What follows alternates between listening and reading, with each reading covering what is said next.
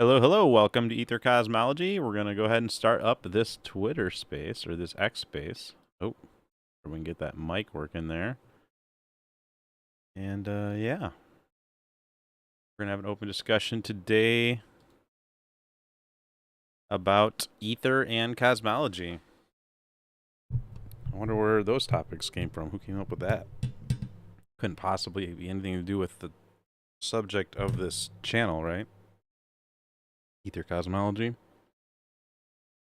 Oh, this looks like a Aether Cosmologist right here.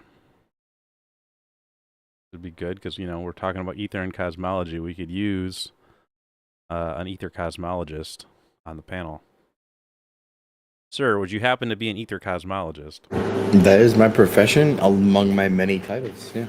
All right, good, good. So we've got one Aether Cosmologist on the panel. Perfect.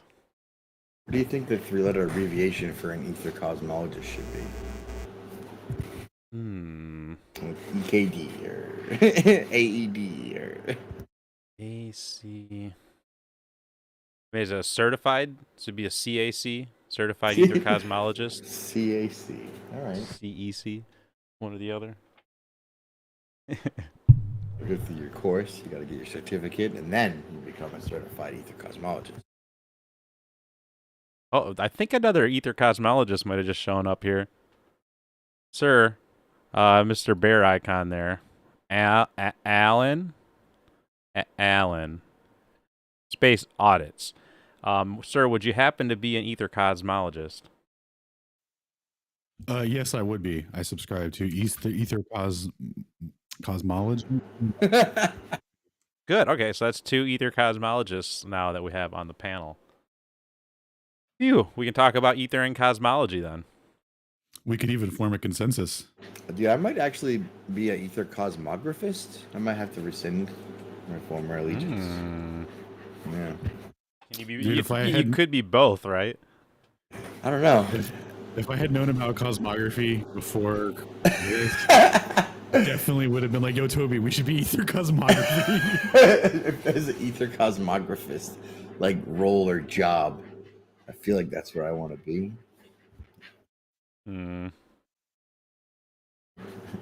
The fork coming up here. A splitting of the ways. Toby's only into ether cosmology, whereas we're into ether cosmography, and there's a slight difference, and now this has caused a giant wedge in the community. You guys aren't really not so worried about the origin of things. I'm really not so worried about what's happening in the sky. So we're just I'm gonna stick my head in the sand, and you guys are gonna stick your head in the sky, and then we're never gonna talk to each other again. Honestly, that sounds like, yeah. How about if we try that, but then at the end we both explain each other's perspectives so that we can each know everything? Ooh. Nope. Too Infinite much. division. We're now for fracturing. What? Real quick, what did totally change the subject? But what did Alton say earlier to Witsit about hyperdrives and general relativity? Oh, he said you guys are, trying to something flat Earth stupid. Meanwhile, I'm over here trying to bring humanity up to date with the hyperdrives and warp drives. Is that our negative mass homie who Witsit had to take down 2 pegs? Yeah, I believe so. Yeah. Alan, did you look up negative mass and incorporate it into your new presentation by chance? Yeah, I got you. Give me 1 second. I got to fix the audio here for the boys. They can only hear moi. Oh no. Is that all right? That's not the space acting up, is it? Well, that's also like rookie mistakes. No, it's an OBS thing. It was a me issue. Should be sorted now. So in regards to what was it? Anti-matter guy or whatever, right? So I immediately was like, yeah, this guy is R-worded. And then as I was scrolling through one of his posts, one of his boys posted a list of citations. And I was like, oh, well, let me check out these before I call the man retarded for talking about, what was it, the anti-mass reduction thing or whatever. I can't remember the exact thing, but it was in regards to negative mass or whatever, right? And I was like, well, on the face of it, that's retarded. So, but let's take a gander here. So I started reading through what he was sourcing. and I found that what they were describing wasn't relative. So it's wrapped in general relativity mainstream garb, but what they're describing is vacuum polarization and utilizing like a repulsive force based off of polarizing the field, which would create a slight vacuum to increase propulsion, which would be akin to now the amount of proportional increase it would give would be akin to that like the vehicle that's going through the medium losing mass and traveling faster. So that's why they call it negative mass, but it's not really negative mass. It's just an additional propulsive effect due to the, facilitated by the polarization of the field. And it's like, okay, fair enough. But this, you really got to work on that too, because this isn't, I mean, that's literally, it literally grossed me out hearing you say that just now. Like, that's dude, like, that's so gnarly. It was very similar to, what's his name? What's that guy's name? The Vortex guy. Victor Schauberger? Yes, Schauberger. It's very similar to Schauberger and how they were explaining how you could use you can harness like magnetic energy or whatever to create a vortex, something, create a vortex outside of the vehicle that would propel itself, as that pressure mediates to pull in, it sounded very reminiscent to that, but it was just like wrapped up in pseudoscience garb.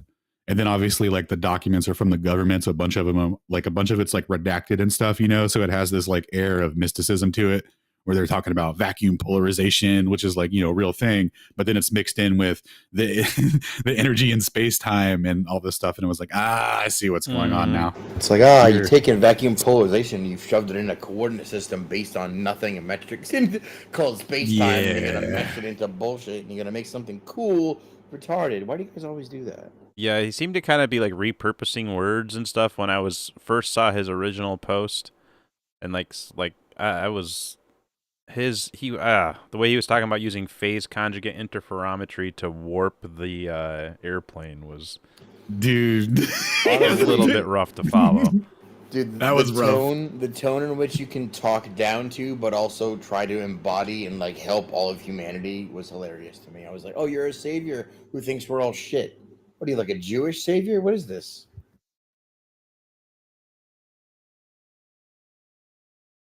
He's like, I don't have time. I'm busy saving humanity.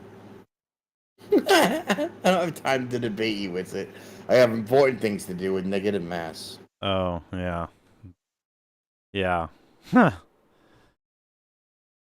Yeah, it's being totally real too. Like, I tried to engage them really earnestly, send him multiple, earnest long messages, which it did before today, which it did as well. Like, which it was trying to really, have an earnest conversation back and forth with them. And, he was like, I don't talk to flat earthers. I don't talk about flat earth. And I was like, okay, well, I'm not, I'm literally just bringing up the implications of what you're saying with regards to the measurement of earth motion. I'm trying to explain the logic of why it's all connected to you. And I'm and he just, that's not his topic or whatever, but it's just. Dude, we should abandon, we should be like, flat earther, what's that? I'm a geostatist. I don't know what these flat earthers are, but over here in no earth motion land, that's all we talk about. So that's what I'd want to broach with you if you were interested. But yeah, he didn't, that's kind of what I tried to do, and he didn't seem to have much interest in it. Yeah, he's already tainted, other, different. It's like, it's like judging from the way you propose that, I feel like you're going to take my airplane teleportation story away. I'm not interested. It's like, dang it. Dude, there's many flat earthers who are like, bro, it's totally, not only is it possible, I know how it's done. I can't tell you, but it has to do with the ether. Oh, and by the way, we're not doing the space from the phone, so we don't have the typical purple pill or whatever. If you want to share anything to the space, you can drop it onto the tweet that I just dropped, that I just pinned above, and we can share that out to the streams. And also, if we need something pinned, we can pin it as well. Dude made a manual purple pill. Nice, dude! You just circumvented the purple pill. You're the man, Toby. What the heck? Well, that's all it is just a thread, really, right? What is a purple pill? It's just a threat. Wow, dude, that's very deep and philosophical. The implications, the implications are huge, dude. How do we give people mics, dude? I'm blowing minds tonight. Dude, I see Cage without a mic, dude. It's making me a little uneasy. Open without Cage having a mic. Should I try and just to be safer, let me reload the space. 1 second. Yeah, I think I might. Getting fancy. You guys are pre-reloading. Jeez. Look what I can do. Testing. Oh, look, I'm just refreshing my phone. Yeah, there we go. Whatever you phone lads do. So yeah, I still don't see any requests, but if anyone wants to come up, feel free to request a mic. But otherwise, I will continue to chat with these Aether cosmographers. Nice. I'm glad it's catching on. Aether Cosmology. What? Say that again. That was slick. Yeah, we're talking to ghosts, bro. That was actually. I tried to say it and I couldn't. It's like it just was right out of my. I was like, what did you say again? I got my ghost speak ambi on, bro. Well, you know how when you take over a nation, you're like, Daenerys Stormborn, the Targaryen Slayer of Change, Breaker of all things, Ruler of fucking the Seven Kingdoms, Breaker. Then it's like, yeah, Aether Cosmographer or Cosmologist. I guess you could take your pick. It's like a really erudite title that one can attain if you study hard.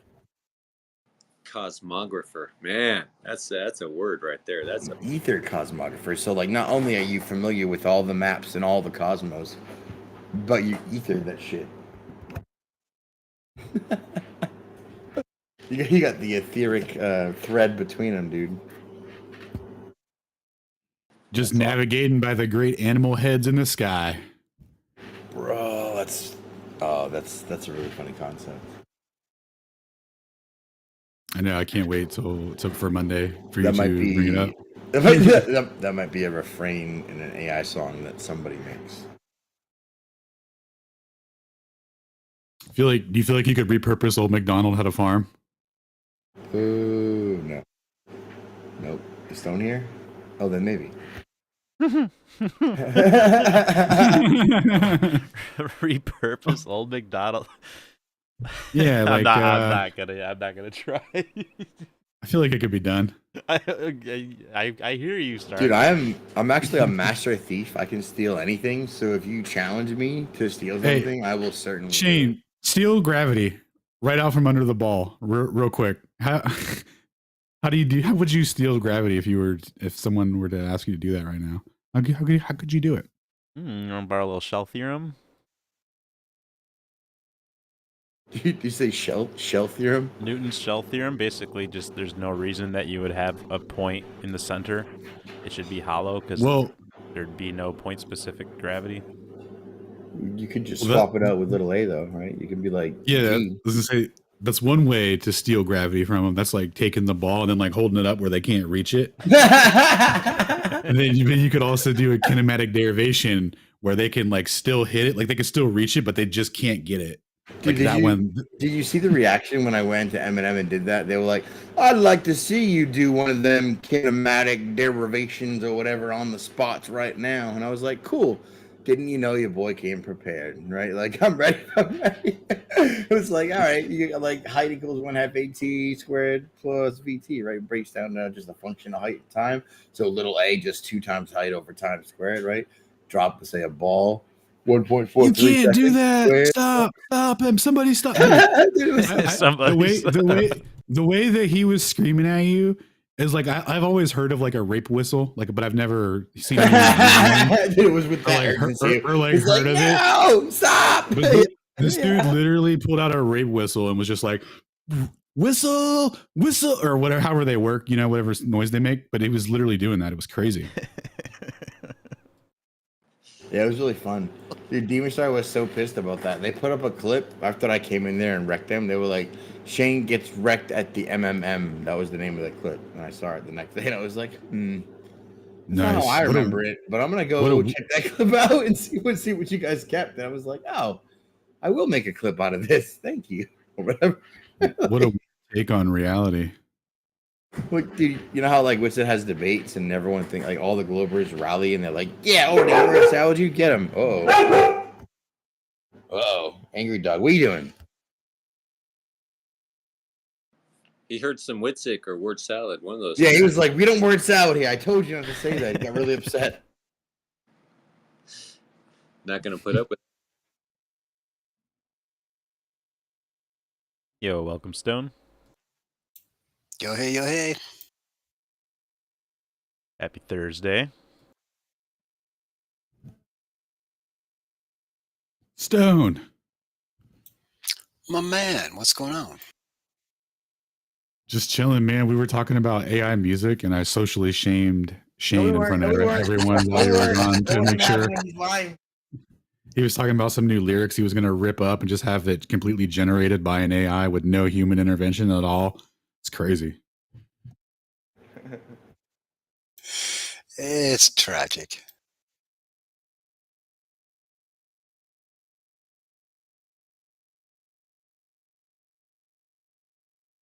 We're going to start forcing Shane to do all a cappella versions of all of his own music. Yeah, you have to do at least one a cappella, Shane. I rapped the Sagnac paper once, man. You have to do it. Did you? Yep. Is that available online? Unfortunately. Wait, are you for real? Got that? Dude, you've never heard MC Sagnac talk breaking it down interferometrically? Dude, he measured the ether interferometrically, bro. Come on. He's got sweet rhymes from the 1900s. All right, this has to happen now. Gotta be thick. I think it would be more efficient to just teach you guys some music theory. You guys pick up on everything else so fast. Like, why wouldn't you do that? It's just a no-brainer for me. Just I may know show how you to guys the construct lines a and the triad. spaces and the eggs. Yeah, just it's really not hard. Harmonic resonance comes from space-time energy. I have developed an interest. Oh, good, man. Everybody should. Music is fun. Music is expansive. Unlimited. It's like I thought I could just make videos. It's like you're right. That's true. But you can have little background noises. It's freeing when you have a better command of the tools. Yeah, honestly, I like it for like background stuff. I think. Dare I say Toby used it a little bit to create your background stuff, or did you all? Dude, I thought Toby was blasphemer playing orchestra on every instrument on the background. Like, dude, what a talented guy! This dude plays like saxophone, piano. What is that? Fucking like flute or whatever. I was like, Toby's the shit. No, it's a lot of my like stuff that I use in videos and stuff is all sample based. So it's just like samples that are. Is sample AI or sample human? Yeah, like real samples, not from AI. But I will say, like, I've been kind of watching the AI instrumental music, and it's not too bad these days. It's getting less and less dissonant especially for background music. It's pretty functional. Yeah, it's sounding less and less like cat puke as they go along. It's really remarkable. That was obviously the plan. It was like get you to think it's cat puke, and then when I give you like almost cat puke, you're grateful, right? You're like, oh, thank you, overlords, for this almost cat puke. This is terrific. It's so much better than actual cat puke. But if I pay extra, could I get the cat puke? It's called the Overton window of cat puke, and if you start a little bit, then you just move it a little bit, and then next time you're accepting some more cat puke. You know, a lot of things in life go that way. Yeah, over the years. Kind of the story of a lot of political systems, it seems. All the isms seem to have the same historicity, and all the isms seem to be started by the same people. Is that our dude Corpus? We should get him. I was about to say, is that Corpus Hermeticus I see in there? That's about to get a microphone. Emojiing so hard. I seen it. I'm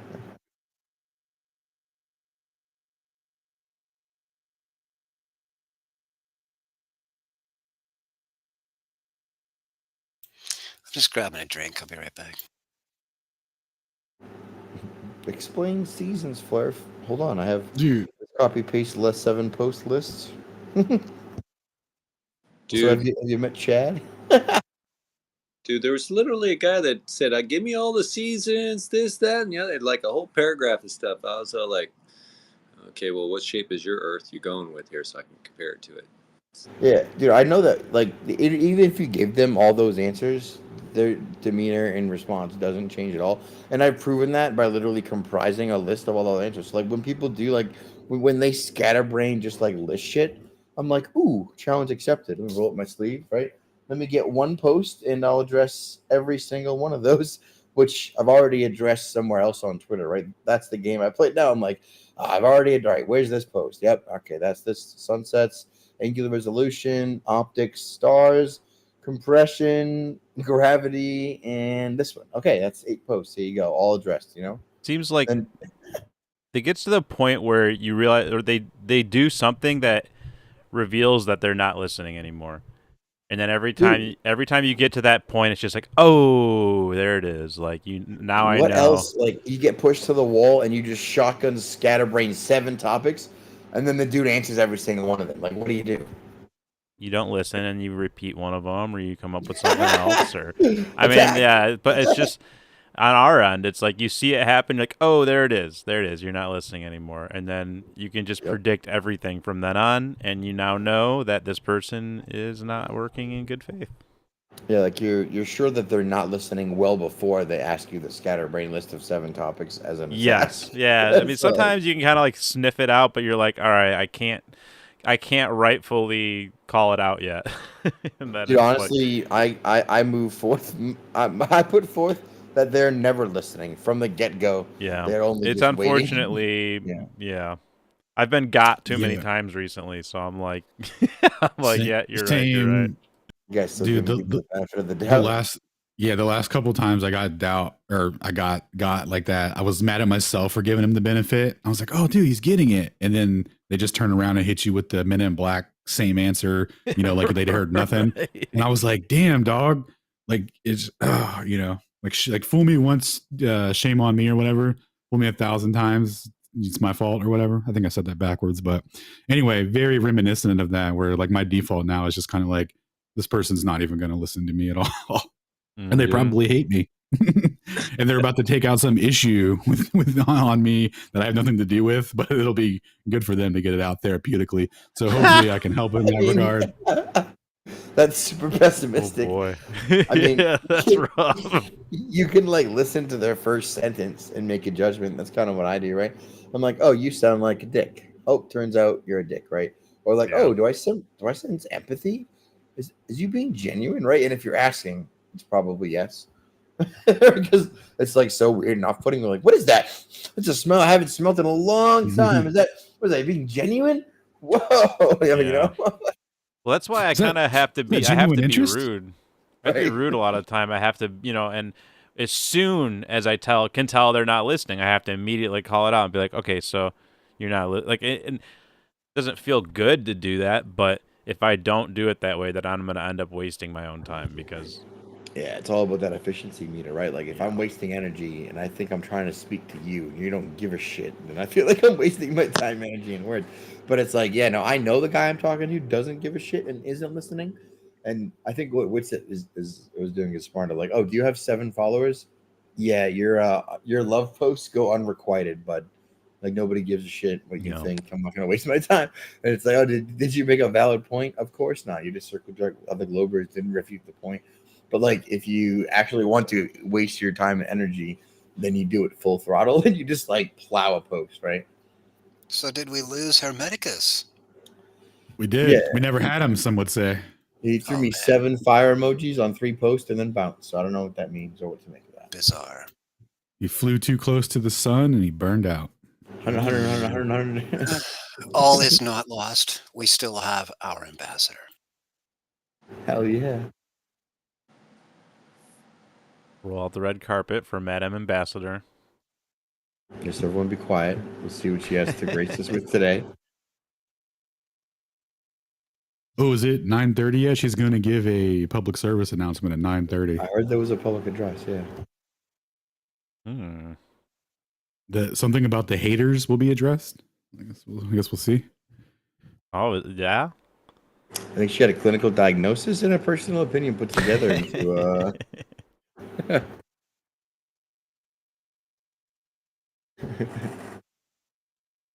Who's going to be doing that? Madam Ambassador. Madam Ambassador. Yeah. Oh, she dipped. She couldn't handle the pressure, guys. She was like, "I'm out of here. You lads are too much." Damn, all they had to do was shine the light. Man, you talk about those lists, though. I got tired of them shotgunning lists, so I made one for them that I just kept on asking them. All right? Let's hear it. What's the list? I posted it there in your makeshift purple pill there. But McToon tried to tackle it. FTFE tried to tackle it. I think even Simon Dan tried once. Ooh, that's a big list, bro. Damn, the greatest minds in globular history took a crack at that. They couldn't do it, man. Dude, that's an impossible, ridiculous, non-real list. Look at this. Wanted to prove we're spinning and orbiting. What are you even thinking? What am I thinking? And this is hell. This was before I even heard of like what a medium was. Okay, Nick Cage, you want me to explain how we know that we're spinning and moving through the cosmos? Do you want me to tell you about how we know? Because apparently you missed kindergarten. Trust me, bro. That's how because there's no test that you can do on Earth to tell we're spinning, but we're totally going. Oh no! You didn't get the mobile in your crib when you were little? Like we talking about? Here's how we know, dog. You go outside, right? Okay. Yeah. You look up at the sky. Sure. Yeah.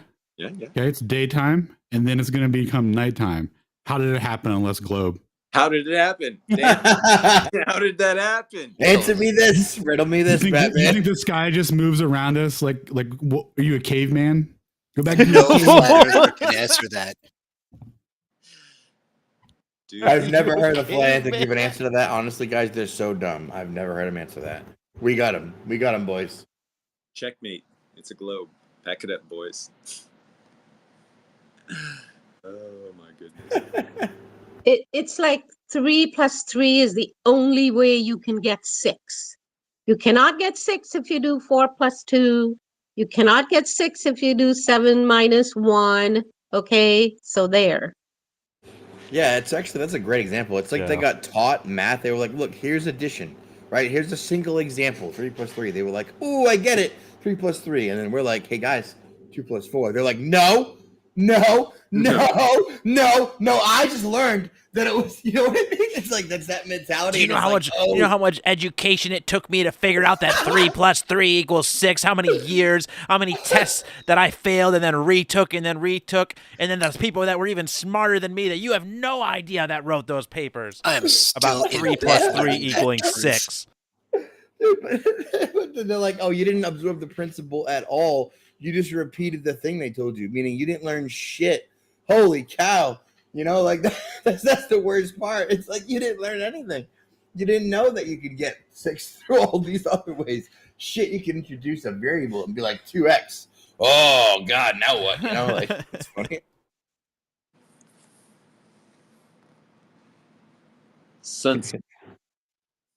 What? It's like if you took a shallow bowl of water, and you try to walk across the room with it, like if it's full of water. It's so difficult to control water. And yet we all bought into this stupid thing of, this water-covered globe spinning around wildly without a container. When I think about how we bought into it, it just seems so retarded. Like, how did we not think about that, Oh, I know how I bought into it, speaking for my own retarded self. Back when I was a retard, walking around with globular glasses and thinking everything was hunky-dory, you know what I mean? And the way that it was is I didn't give a shit and I didn't look. And that's how I got tricked, right? I didn't give one shit. I didn't double-check one thing.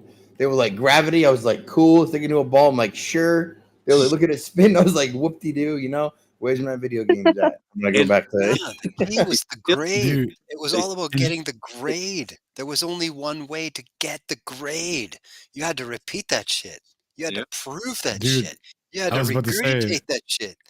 If you could do that, then you got the grade. Then you're happening, Good right? boy. There was I no. wish I had a Remember- vomit emoji. Man, they treated us like dogs, man. They gave us treats. They gave us good grades. Say, good boy.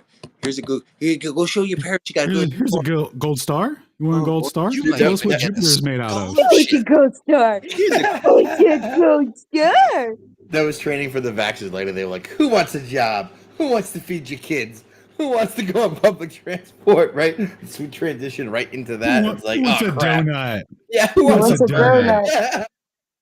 Ooh, who likes McDonald burger? Ooh, Yeah. you guys like French $8 fry? burger for your life? Yeah. Here comes the vaccine. These are hot, golden, and delicious. Oh, speaking of McDonald's, they got to change up. They're changing up their recipe a little bit to sell burgers in Idaho. Turns out they banned cannibalism. No, that's like old McDonald's. I mean, doesn't the FDA allow like a certain percent of human DNA to be in the food? I just want to know how the certain percentage of who is the certain percentage of how is we couldn't manage to separate dead people from our food somehow. We got. Well, you know, I find it interesting. All these kids go missing, and we never find the bodies. And we always have McDonald's. Yeah. I'm no Yeah. math scientist here. I'm no science rocket guy. But Ronald McDonald with the red nose and the bloody mouth. We've got billions of kids missing, billions of customers, sir. Nah. Are you anything? Are you? Yeah, I'll take a number 4 emoji that. and a Coke. Oh, I'm sorry, what's that? A liter of cola. I just said I'll interferometry emoji that. Can I get a liter of cola? It's for a cop. You've been Coriolis. Sorry. It was golden. I had to, golden arches. I had to do it. Yeah, it's like, well, rat feces is allowed. There's a certain measure of that. I love how, all right, hands up. Who trusts the FDFA to tell you what's important for you to eat? What's that? Who believes the FDFA gives you the proper threshold for the amount of rat feces that you're allowed to consume? Well, they said. I'm just glad they put a limit on it, dude. They didn't put a limit on curvature or whatever. So no, that's unlimited. They're making imagine unlimited rat feces. Yeah, I like that they told my parents and all of our families growing up that we should eat a food pyramid that's similar to what cattle should eat. Yeah, it's like, it's funny. Jay mysticists get around and they just invert shit. Like, oh, what's that pyramid? Okay, put that shit on top. Okay, now we're gonna go tell them. Then there's Taco Bell that had a love-hate relationship with horse meat for so long. And then they said it's cool if we put a little bit of poison in your toothbrush there, but a little bit of neurotoxin. By the way, don't swallow your mouthwash. If you do that, make sure to call poison control. Oh, that's your toothpaste. Yeah, and let's make the toothpaste taste like bubble gum, so the kids totally won't swallow that. Well, mouthwash too. Yeah, that stuff's dangerous. It's poison. Listerine's literally a floor cleaner. Yo, real talk though. I know, like, we're all into health and poison and whatnot, but I ran out of what is it? Penguin parts or mouthwash, right? So I just use Mr. Clean, and I'm telling you, guys, life hack. Life hack, bro. Life hack. It's like the same shit. How many baby penguin parts do you think are in Mr. Clean on average? Obviously, dude. There's what's the BPP? Real quick, obviously, don't use Mr. Clean for mouthwash. It's in my little ninja, and I knock those suckers back. It's pretty great. That makes a lot of sense. They look like they taste delicious when they fizzy, right? Like, oh, dude. Is it Bushtail? It's like baking soda. It's pretty awesome. Bush Trail. What's the name of the coffee again? Brushtail. Damn it! I'm trying to be a spokesman. Remember the product. I loved hearing that plug there. Can't even be a plant, Nicolas Cage. You gotta like step it up like two gears. Don't forget your bush shell. Damn it! I keep on. Bush shell, bro. I don't have coffee on the mind apparently. Dude's just looking for a nut.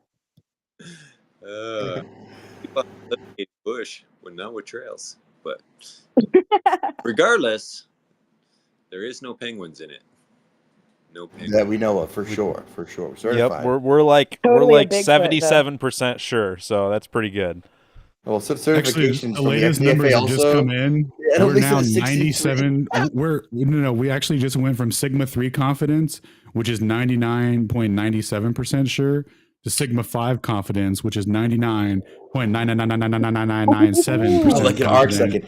that there is no BPPs in our coffee. Oh, thank goodness we finally got that next I just level know that of- their minimum threshold for approving PPP is like they'll allow it at 62%. So like you can go as low and still get it certified. So I'm just saying we're way at the top threshold of that allowance, but you know, FDFA. Does anyone else smell coffee right now? I'm smelling coffee. But no smells like a nice. you must have navigated. Yeah, you must have navigated to brushtail.coffee, and that must be that smell coming through your computer monitor. Well, or your phone screen. Just in case people don't know, Toby sells really good coffee. I drink it every day and think about you guys. No diddy. Me too. It's so good. That's why we all just like chill for it constantly, even though it doesn't matter. We're just like, honestly, everybody should buy it. I mean, it is good coffee. I definitely. The main reason I have never stopped roasting it is because I really like the coffee. The main reason I'm okay with lying about baby penguin parts in it publicly is because Dunkin' Donuts is shit, and I didn't know that until I tasted this. All right, let's. I can tell you the house blend is man, it's good. I got to try some other ones now. Like I didn't even know I never tasted coffee, Kenny. Am I right? I was like, I didn't. Oh, I haven't. I had no idea. I'm sorry, taste buds. There are definitely kind of levels to it, and having it within the week that it's roasted is, I would say, the top level for sure. But anyways, I mean, now there are some theories that you know, the fluid medium that makes up everything actually is caffeinated and has a bit of a nutty flavor to it. So there you go. So where is the link to this cocaine enriched coffee? You can go to brushtailcoffee.com or brushtail.coffee, BRUSHTAIL.COFFEE. And yeah, that's all me. I do it all myself on my grill in my garage with like a special motor drum set up, and yeah. So space smells like steak and Aether tastes like nutty goodness, I guess. It tastes like a nutty Ethiopian dark roast. Yeah, it's like a hazelnut sort of thing. A little bit of that. Nice, I like hazelnut. I thought space tastes like Tang. It's a common misconception. That's because of NASA propaganda. They put that taste in your head. Yeah, the monkeys. Or am I missing it? Oh, I don't know. Tang is only good when you eat it directly out of the can, concentrated. You gotta chew it like it's pop rock candy. You know what I mean? Ah, it is mecca. What did they mix the Tang with? I will confer that. Space magic. Fluoride? Oh yeah, they took Tang to the moon, didn't they? Dark matter. Right. But they didn't take any water, Lily. So how'd they drink it? They ate it straight like real men. Maybe they just waited for it to rain in space. No. They melted it in a spoon. I heard they got ice up there. Oh, do they mainlined it? They freebased the water. Part of the astronaut training was how to hardline tank. Like, all right, boys, once you get up there, Buzz is gonna tie you off. They definitely just drank. They drank a lot of water before they left, and then they just used their filtered urine. They camel humped it. I get it. Yeah. No, there's ice on the moon and water. Didn't you know? They didn't need to bring any. That's right. All you need is Tang powder, and then you just go chip off some ice cubes off the moon and mix it. Chip off the old block, eh? Yeah. Dude, they just brought a microwave. They just melted the ice. No, it was Buzz Aldrin's urine. Yep. There you go. Oh man. Did he set up a tripod as well, or? No, I think there's video footage of it. I think there is video footage. You killed it. That's on you. Do you feel that? You feel that awkwardness? That was you. Oh, that was me. I killed it. Sorry, guys. Yeah. My mic was muted. I was coughing, but I did get the tripod. Respect. Appreciate it. Killed it again. You like that? That was pretty good. 2 times in a row. Anybody see any loud, mouthy, confident globers anywhere? I think they just don't talk to us anymore. Dude, there's a hardcore shortage of those. These just right when we got to have a spaces going, you find it empty cupboard. I don't know what it is, man. I'll tell you, boys, they don't like talking to me at all. I definitely went into a space and watched the dude just like break down and asked him a question. He was like, no, dad him. I was like, whoa. Well, instead of ruining it for everyone, I'll just not speak to you. Then that's clear. I didn't know that I had the license to get the, like, you remember the I don't want to talk to Whitson hats that everyone made that Jaren wears all the time because people just don't want to talk to Whitson. I'm like, oh, can I get a couple people to get? I don't want to talk to Shane hats. That'd be sweet. Dude, Toby, you have a doppelganger down there, bro. Oh yeah, that's me when I get triggered. If you try, a good way to do that is say some really, really dumb stuff in like a Discord server, and then have someone that knows me hear it, and then they'll come be like, yo, this person's saying a lot of really, really dumb stuff in this Discord server, and I'll be like, no, I'm kind of busy. Like, I'm really not in the mood. And they're like, no, like, they're saying really dumb stuff, and they won't You have stop. to get over there and defend it now, yeah. And then I go in there, and sure enough, they're saying really, really dumb stuff, and then I turn into, my eyes do that, and that's the Twitter account that I use. Cuts them to pieces. Okay, cool. Yeah, well, they're drastically allergic to word salad. They crinkle up and turn into the Wicked Witch.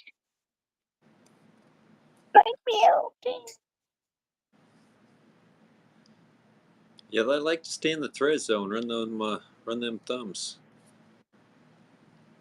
That is an acquaintance / friend of ours. I don't believe he's trolling me. What happened Is to that Shane? Eli? There It he sounds is. like Eli. I can't tell. Go for a little ride or whatever.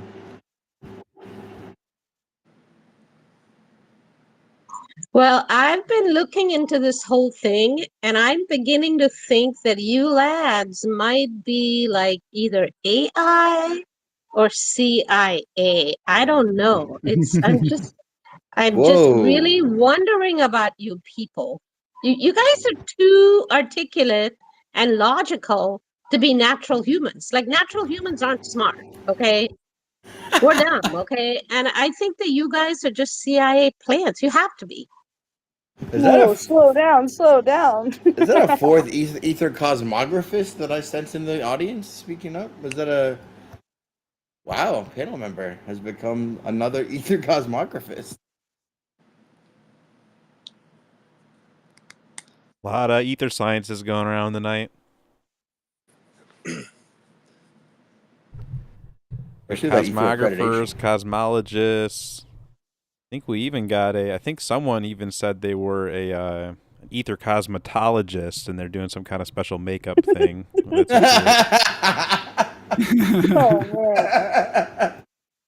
Ether Cosmology. It's just makeup, but it's all in black. It's great. Yeah. It's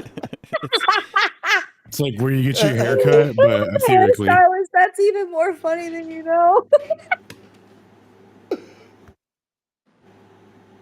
The ether cosmetology is a growing trend for sure. I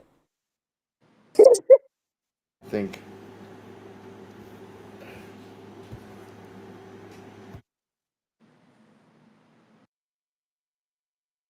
Yo, what's up, Flat Lad, Stationary Earth? You're free to jump in whenever, bro. Is that Shane? Yeah, I just wanted to state that I want to coin you guys as the guardians of physics. Like Shane, Toby, Witsit, Alan, you're like the guardians of physics. So I would like to know if this is okay in the space. Like, what is your backstory? How did you get together? How did the secret alliance form? Like, can we get a timeline of how this whole thing transpired? The Dark Triumvirate. Yeah. Yeah, we're gonna have the CIA. We're gonna have the CIA put out a dossier for us, so you guys can read about it. Yeah, meanwhile, see, it's all redacted. you guys, Yes, it's gonna be super redacted. The only words are and That's how you know it's real. yeah, I like that I lore. think you guys are CIA. My hunch is right. It's like once there was nothing, then boom, there was 3, right? Like just like the Big Bang of the Dark Triumvirate was born, you know? Nah, but the problem is if you actually you go back and just look not too far back at our video history, you'll see where we got all sorts of things wrong and had to make corrections. You'll see the day where I called a coulomb a column, and then Stone popped in live and was like, "Hey, dork, it's not a column, it's a coulomb." So, you know, Yep. there's It's like, what do I know? I'm just an idiot that reads online. I didn't hear anyone else read this stuff before me. What do you mean? Like, Yep. But wait, Alan, isn't so just a real quick little backstory. So Witsit has been doing content since before 2020 for a long time, and then Shane came across Witsit. Shane became a Witsit fan, and actually even chatted with him, became friends with him. Shane started a Discord server called Cosmology Tartaria, or was one of the mods of it, and kind of ran things there and ran a bunch of events and stuff. And Shane was also posting things, sharing things of Witsits and like his debates and stuff. I came across a debate between, I want to say it was FTFE and Witsit. I think it's actually what it was that Shane had posted. What was that? Main server. Come on, man. So that was your post of the main surveyor debate. Yeah, okay. So then it was it was the post between main surveyor and Witsit, and then that brought me onto Shane's server. And then me and Shane became friends. I was still a Glober. My brother, this was 2 years ago-ish.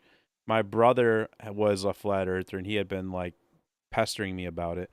And so I was like, all right, I need to like figure this out and like, shut him up. Be like, like I need to like put an end to this, or at least do a proper investigation for, to be respectful for him.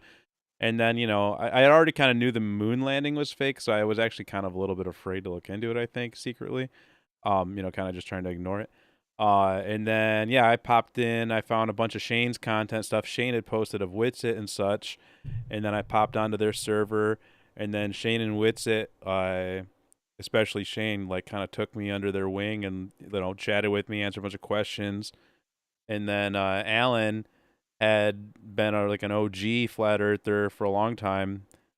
And then someone told him, like, hey, stupid flat earther, why don't you read a paper? And so then Alan said, like, you know what? Okay. And so then Alan started reading a bunch of papers. And then Alan started even going on YouTube and just reading this crazy Russian translation of this ether dynamics book, this super dense ether dynamics book. And I remember seeing it was like 2 a.m. one night. And I like hardly knew Alan yet, and I remember just seeing this live stream of Alan just reading through this Ether Dynamics book, and I was just like, I think I'm gonna be friends with this dude. Right, we got like a good feeling about this dude. And then we all kind of became friends through like chat and stuff. Shane and Alan were like became real close. Shane started helping Alan with a bunch of his streams and stuff, and they kind of became like a team of content creation. And then we were all friends with Witsit, and and then I started the Aether Cosmology Discord server, and I remember when I was like thinking about starting it, and I was like, yeah, it would kind of harken back to the old server you used to run, Shane. And Shane was like, man, that's gonna be a lot of work. And then I remember Alan said, Aether Cosmology, I'm there, and I was like, all right, cool. So then we did that. Based on the name Soul, let's do everything. Yeah, he's like, oh, the server called that, I'll be there. And then we got super lucky because Alan, well, not really lucky. Alan, through his through the work he did, made the connection with Robert Bennett, and Robert Bennett came and started doing some doing some discussions with us. If you don't know who that is, he's Just he's a PhD professor that's published a bunch of papers on relativity, on debunking Einstein and ether theories and geocentrist theories, and so he came and started chatting with us, and then Stone started popping in a lot, and now Stone's kind of been. We were super thankful to have had him around to help keep us keep things straight, because honestly, a lot of times we call him our quality assurance. And then we're all like big fans of what Witsit does. Witsit pops in from time to time, and we're all just trying to figure out what we're doing. Because I'm the stray sometimes dog it's who never left.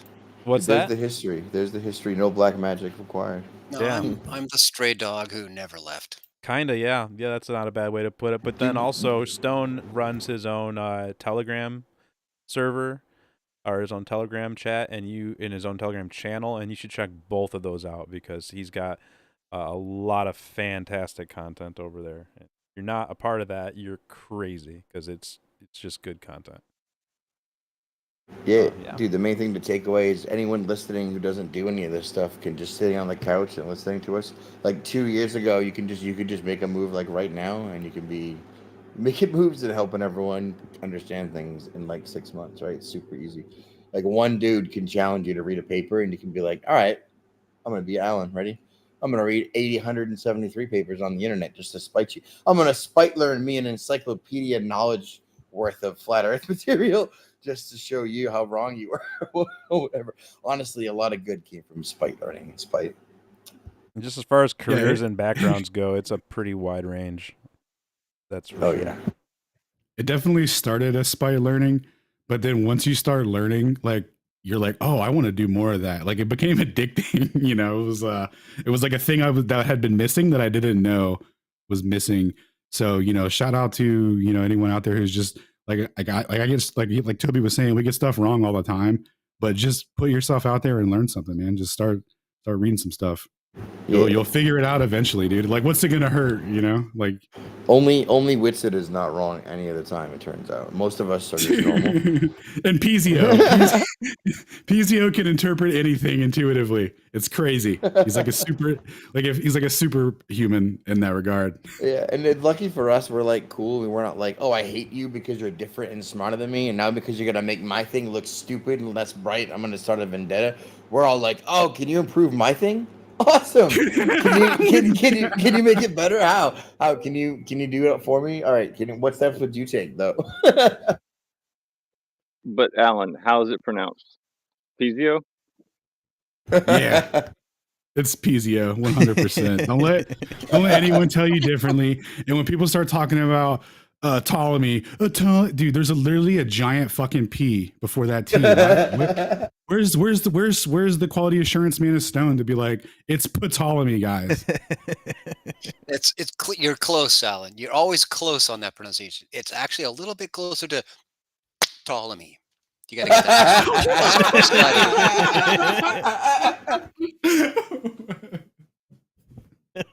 It's got a bit of a French curl to it, but you have to think of in your head. You have to think of the word croissant when you make that sound, and then put Ptolemy on the end. Sort of a dirty flop. Ptolemy.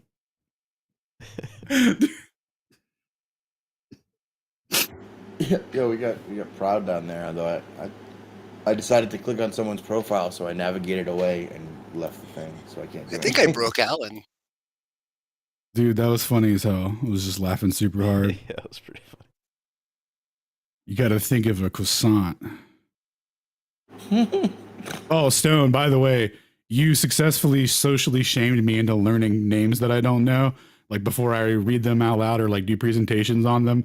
Or like I was YouTubing some guy's name, because it looked. Oh, it was Paul. You know how I used to say Paul Lavue, and you corrected me on that. Well, I forgot what it was, and I had to go back and listen to it. So it's Paul. Oh, we take the small victories where we can. It's that sweet romantic French language, dude. That Paul. It's always been confusing for me because you've always said Lavue, and I always I'll look at the paper and be like, okay, so that's not the guy he's talking about. And then I'm like, yeah, wait, maybe it is. Nah, dude, whiffed super hard on that. Not sure how that got into my head, but it's definitely not Lavu. And you were so confident about it for so long that I just kind of was like, I guess it's Lavu. Like, side note, Alan makes up lingo and slang words of his own accord in his own dialect at a pretty constant rate additionally. So any one of those mistakes could have actually been an Alanism that you didn't properly attribute and absorb correctly on the fly, right? So it's tricky. It's tricky. Or maybe we just all don't say it right. That's You're still cool. You're still cool with guys like Fizo, right? Oh, are you talking about Fizo? Fizo. Vizio? Yeah, it's your boy Yeah, Fizo. See, that's what I'm calling him now. Physio. Shout out to Physio. Physio and Fresnel's. Yes. Man. Like I don't hate the Globers, but I do like on like Fight or Fight. Even like when the drunk Globers come up, they give us like an opportunity to like bounce back and forth, and we just like we get such good clips because we're like, oh chump, come on up here and sit on stage, do your stupid thing. Okay, now freeze. We're gonna go ahead and take it from here. You know what I mean? El Presidente has rolled up out of the big limo and strolling across the carpet, yes?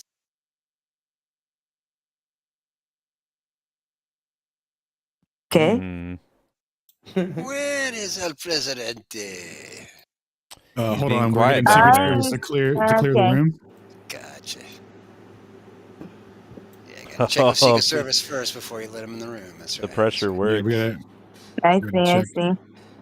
We got to make sure. Does everyone here have proper security clearance? Make sure Ken's always strapped. We're good. Yeah, we want some extra. y'all are awesome.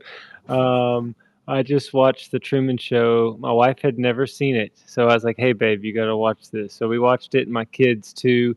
And dude, they had like 30 minutes or 45 minutes of questions after, just about the realm that we live in and what people are told about the globe versus the enclosed, firmament model. And my son, he's 6. He's like, where's the exit? And I was like, well, there's windows of heaven. And he's like, no, like, where would I go to see the firmament? And I was like, well, you'd have to go any which way you'd want to go, any direction you want to go. You'd eventually hit ocean, and then you would eventually hit the ice wall.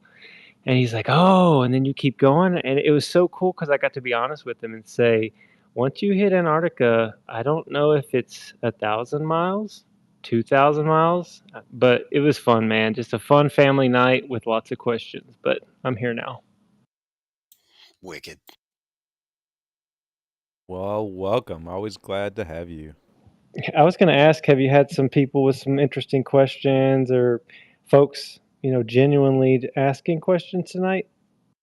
No, we were commenting they're scared of us, and they don't actually come and talk. I was enjoying listening, joking around, and telling, and all the laughter. So I was having a good time. Thank y'all for that.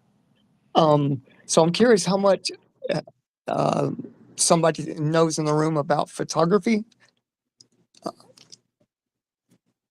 Did you want a PhD master level, or did you want a double PhD? Absolutely, yes. Right. No, that's fine. Just a master's. I'm joking. Right. So if we had hypothetically, if we had a super bright light in the sky similar to the sun, and when you, I was told it was overexposure. If you had a black spot in the middle, that was frying your lens, and you had to stop recording. And it wasn't a natural thing that happens in nature. But the photography videos I saw, which made me want to come ask questions, is this same exact bright light that passed overhead, passed over a lake or a stream and a lake. It seemed to be a 2-part water body. And the reflection also had the black spot in the middle, which would hint to, I would think, that it's really happening outside of the photography? That was my question.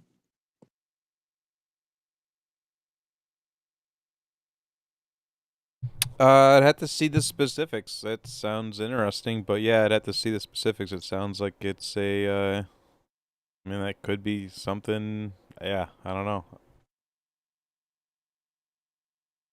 And it was centered in the bright light, like the black spot was prominent on both the lake, the sky, and that other little water body that was between the lake and the sky. You know, it's like a further back on the horizon body water, and it it was given the same So, do you have an image that you could post? Yes, sir, I do. Let me go grab it. Put the link in the purple pill. Yeah. Cooking with heat. All right, thanks, guys. I'll be right back. There's no purple pill, RG. Yeah, it's not purple yet, right? Yeah. No, you could just post it on your own channel and your own account. We'll just come over and look at it. Okay. You know, you're right here, man. Okay, well, I've got it on there. Let me just come right back. I think it's like further down on my timeline. Yeah, I'll be right back. Yeah, just give us a date.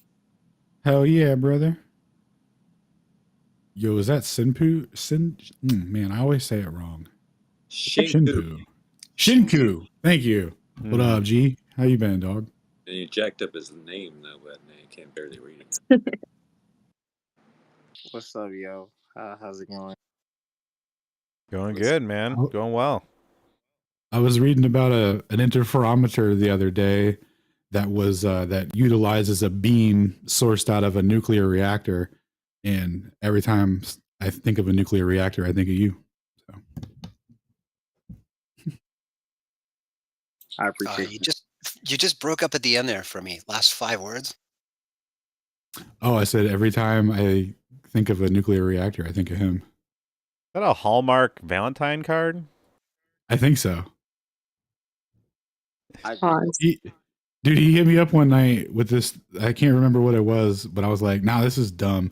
And then he was like, "Look at the cross section of a nuclear reactor." And then I looked at it and I was like, "Shit, you might be a fucking genius." Yeah, I've had a moment or two like that with Shinku. Good old tokamak or whatever. Yep. Yeah. it just hit me, and it's just like, yeah. Yeah, it's crazy when you see patterns like that, man. Like, have you ever seen the layout of cities and then like a computer chip board? And they look very similar. 100%. Well, some cities. My city's a fucking disastrous afterthought mess with undertows and a thing that government center goes under a tunnel, under a bridge, under the water. It's like no one knew what the fuck they were doing. Yeah, your street routes were done when people were pulling wagons with horses. Oh, the border longitude didn't swoop through and redistribute all that for you? Over here in the Boston on the eastern seaboard where things were named twice, New Boston, New London, New York, all that shit. Yeah, I don't know. Oh, new Startling thing amount of the creativity. thing we're escaping? Nice.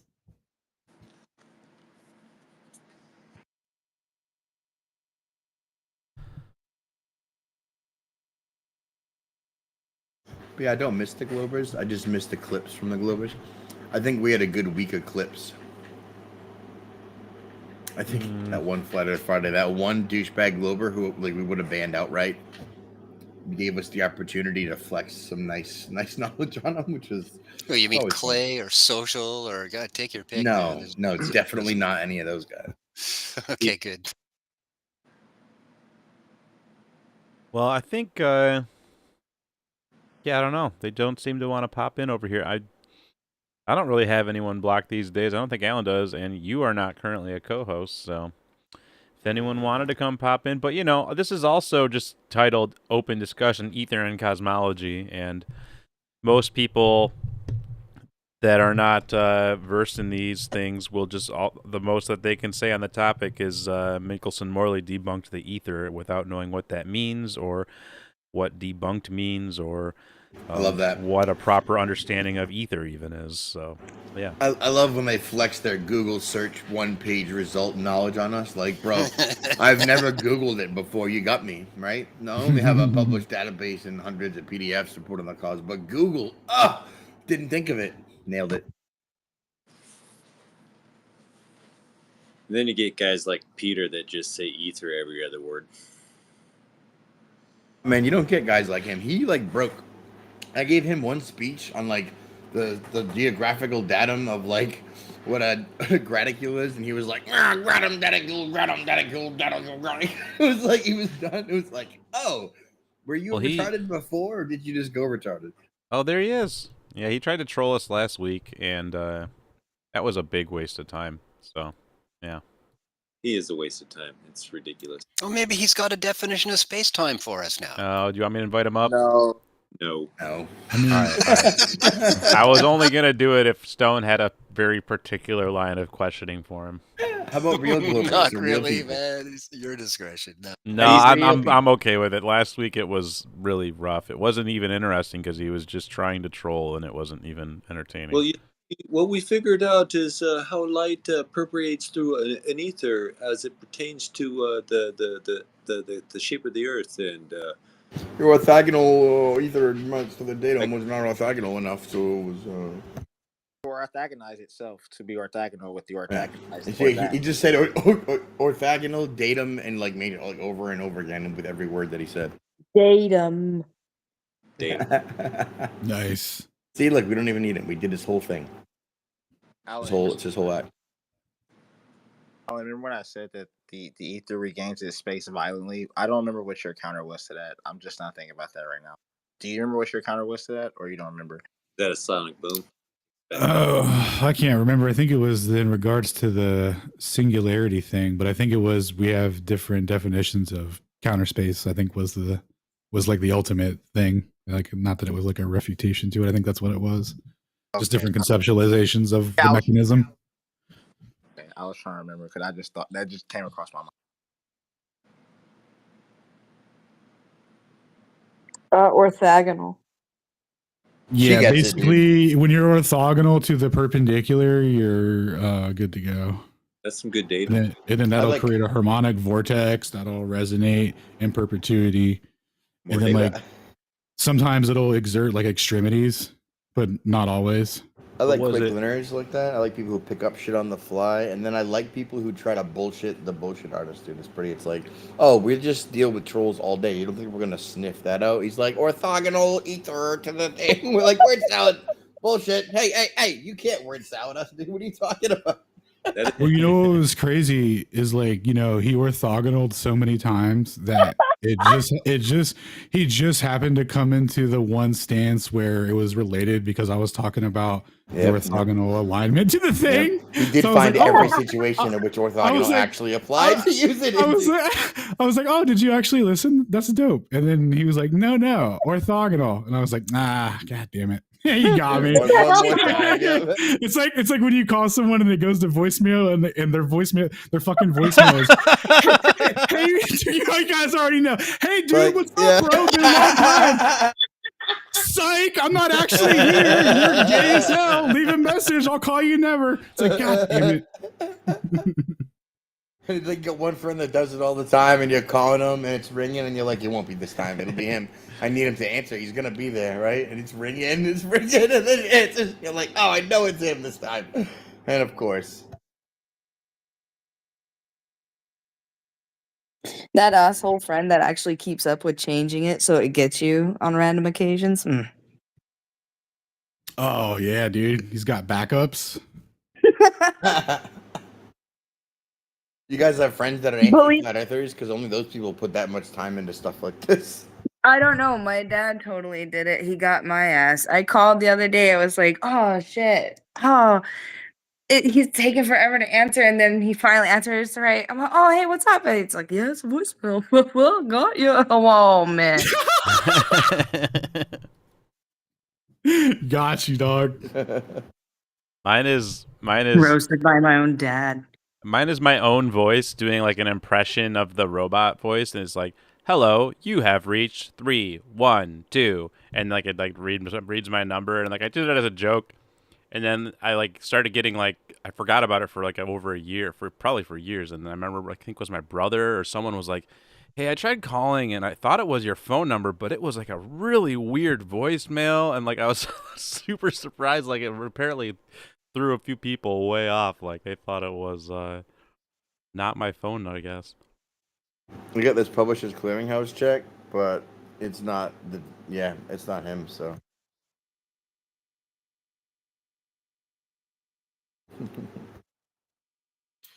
Back in high school, I had my own phone number, luckily enough, for a while. And for my answering machine outgoing message, I actually recorded the local bell services not in service recording. This number is not in service. So I actually took that recording and then used that as my outgoing message. Freaked people the fuck out.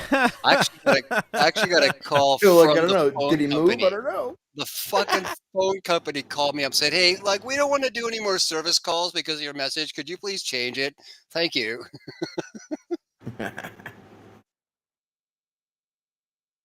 Give someone your number and they get that. They're like, you asshole.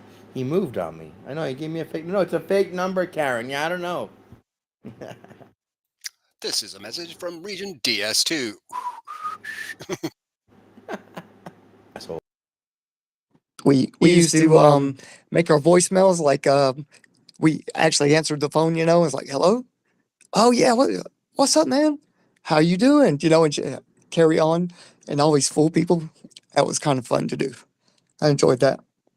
I mean, like, I guess. It was like, yes, sir.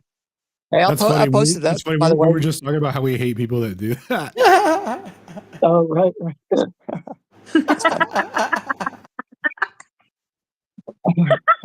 We're just like, that's the lowest form of humanity. It sucks. It always catches you by surprise. It makes you fucking hate everything. That's really funny. Then you were like, I do that. It's crazy. Can I raise my hand higher? Does it go higher? It's me.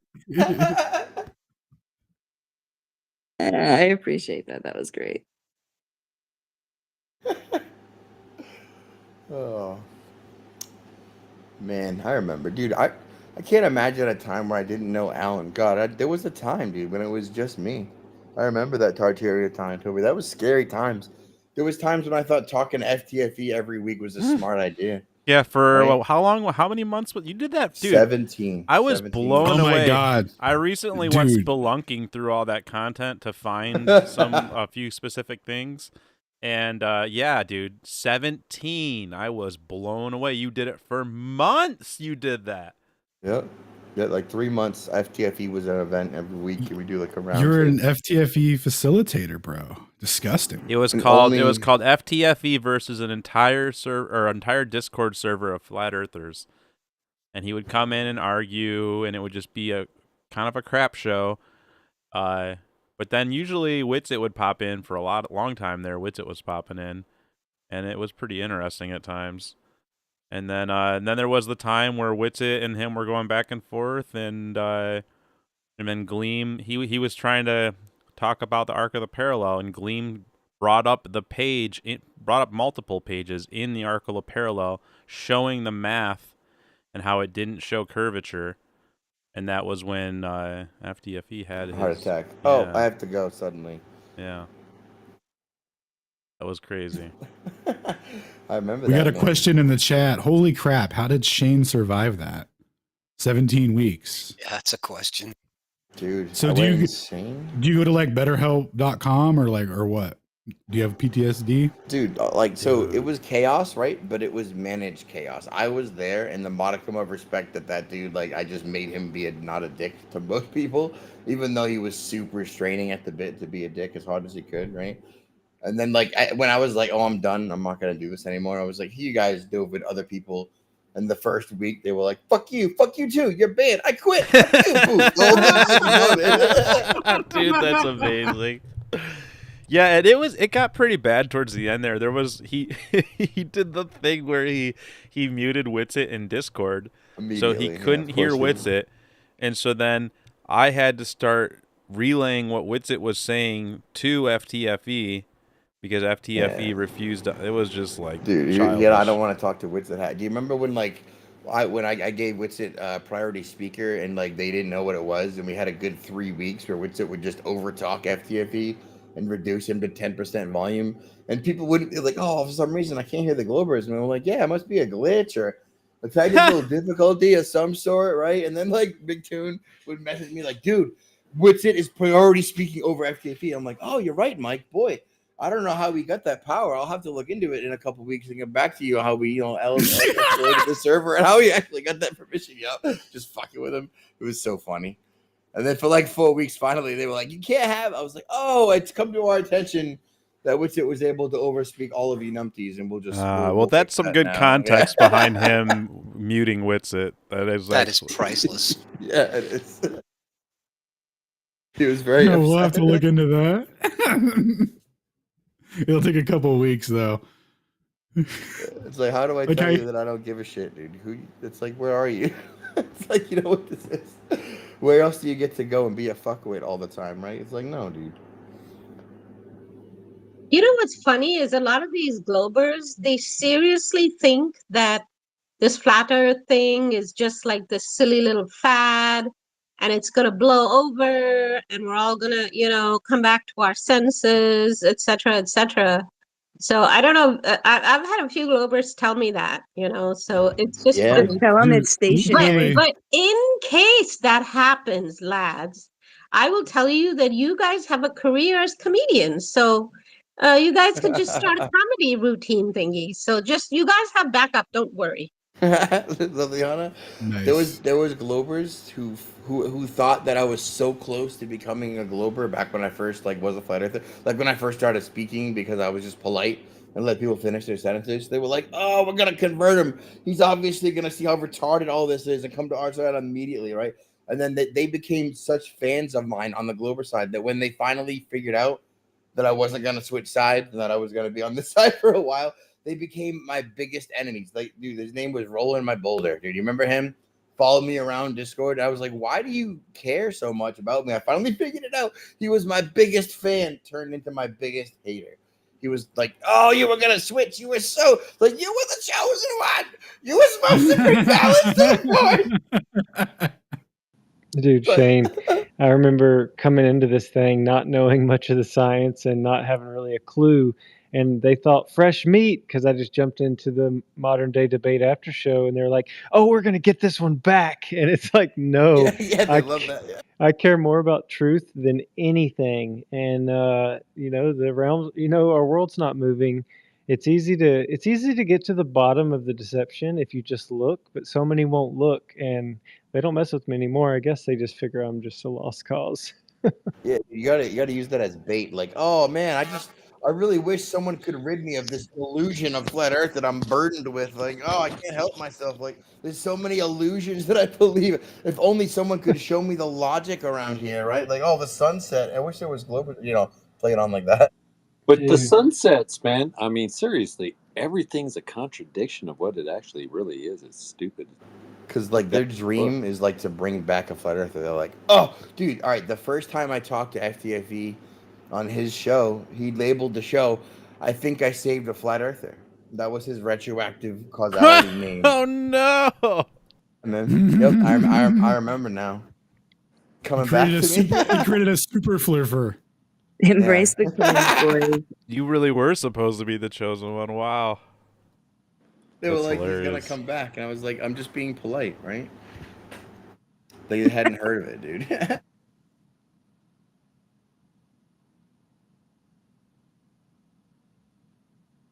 Yeah. Hey guys, I'm probably gonna crash. I'm pretty tired tonight. I did leave the video on top of my. Yeah, I left. What's that? Is my microphone okay?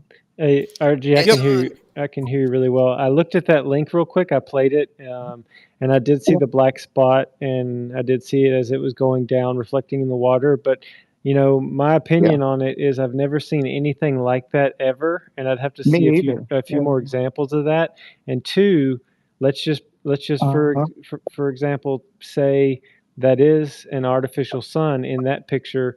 The only difficulty is how would it overtake or also be in the sky when the real sun is still there? Because we know logically the real sun is still making its rounds. So yeah. there's no. Well, go ahead. That happened over in. Yeah, that happened in Brazil. What the guy was recording and breaking down is not in the United States.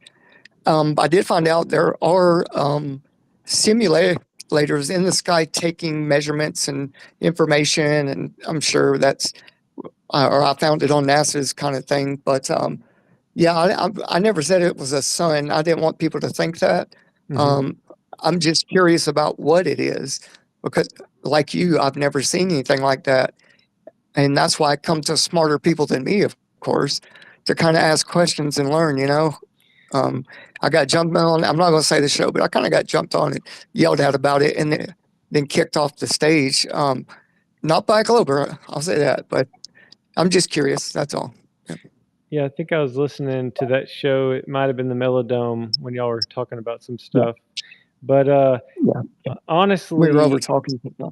We have to be careful as truthers to not fall for any truther traps. And if you see something on TikTok or see something that looks really, really different out there, you have to say, has this been repeated? Who else caught this, phenomenon? And if they haven't, then just put it on the back burner. Maybe just watch it. Maybe file it away, and do more research and see if you've seen anything like that. Because if it's a one-off and it didn't catch national news, then it could just be a truther trap trying to get us to look dumb. Sure, I get that point. Yes, sir. It's a pretty long video. I think there's 3 or 4 more examples. If you want to watch it all the way through. I just don't have time tonight, and I'm sure y'all don't want to watch a whole video, but I'm just going to leave it there. Y'all check it out when you want to. I'll probably be back on tomorrow night just to, if y'all do get a chance to watch it, just touch up with it and catch up.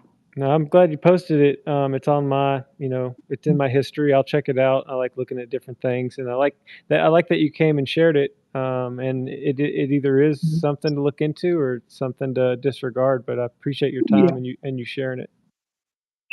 Absolutely, brother. I appreciate you. And well, everybody here, I appreciate them. Everybody's input is why we are where we are now.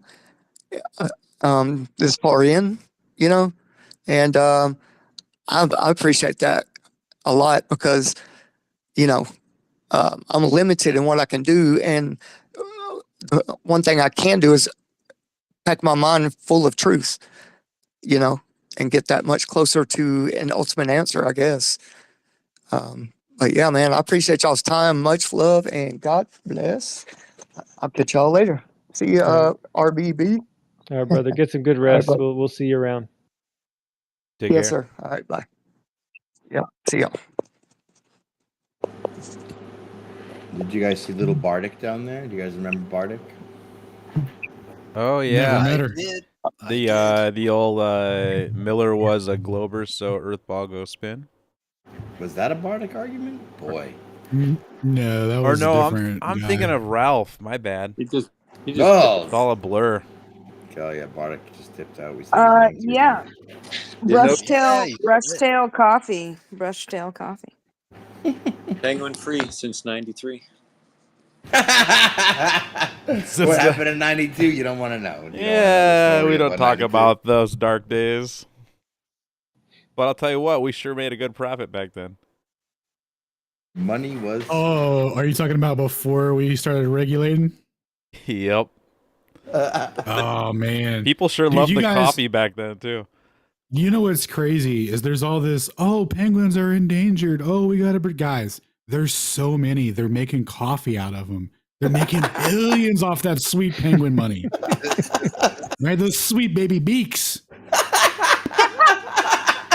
But we and all those chosen to remove ourselves from that and become pure.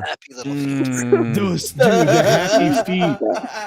You know what puts a smile on a customer's face? It's not coffee from Colombia that's dated from fucking 3 months ago. It's happy penguin feet.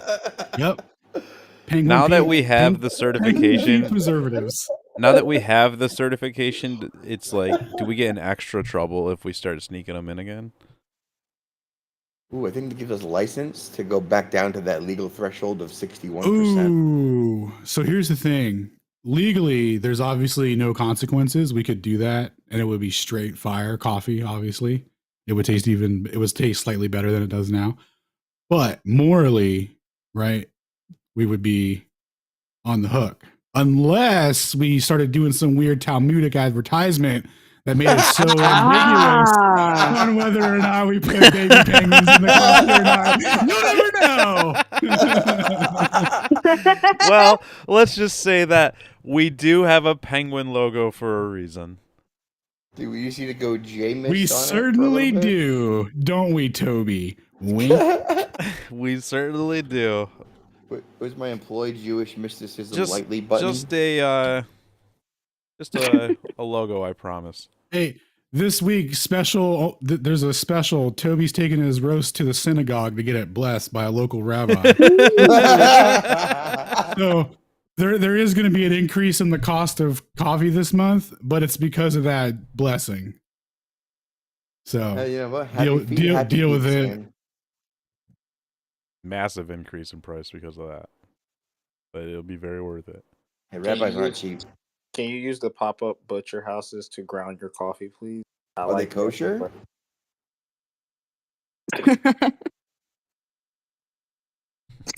Yes. Are they kosher?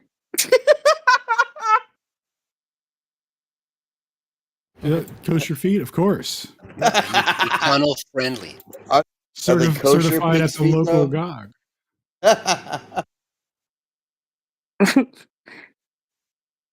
And when you have chunks it depends on what you mean by kosher. Are we following the traditional Talmudic reasoning, or are we just making it up on the fly so we can piss in the face of God? What are you, a Talmudic Jew? That's crazy. You get on stage all by yourself? Whoa. Oh, I've been reading the sacred manuscripts, 10,000 pages. The first 5,000 are full of nothing to confuse the goyim reader. You must have the Talmud. You can read all about our crazy OCD dog shit, and hopefully you give up and think that we're good people with just a crazy mental illness that's inherited, and it's not it's not some massive ploy to subvert you or anything like that. Yo, tablet. Who was it?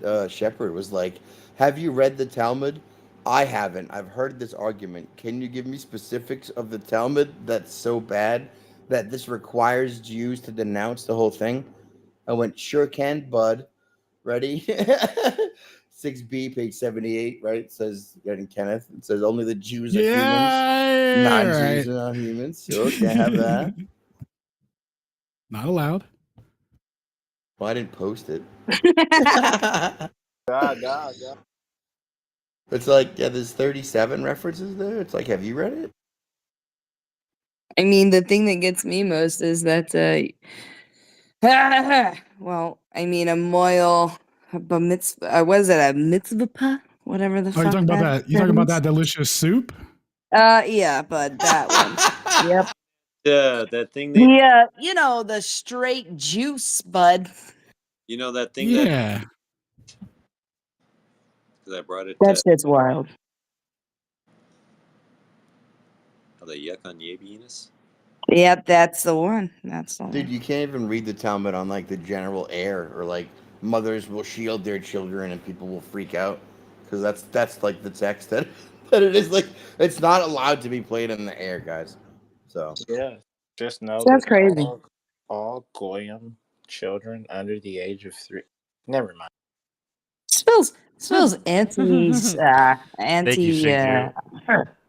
I'm sure you were gonna say something legit, but yeah. Yeah.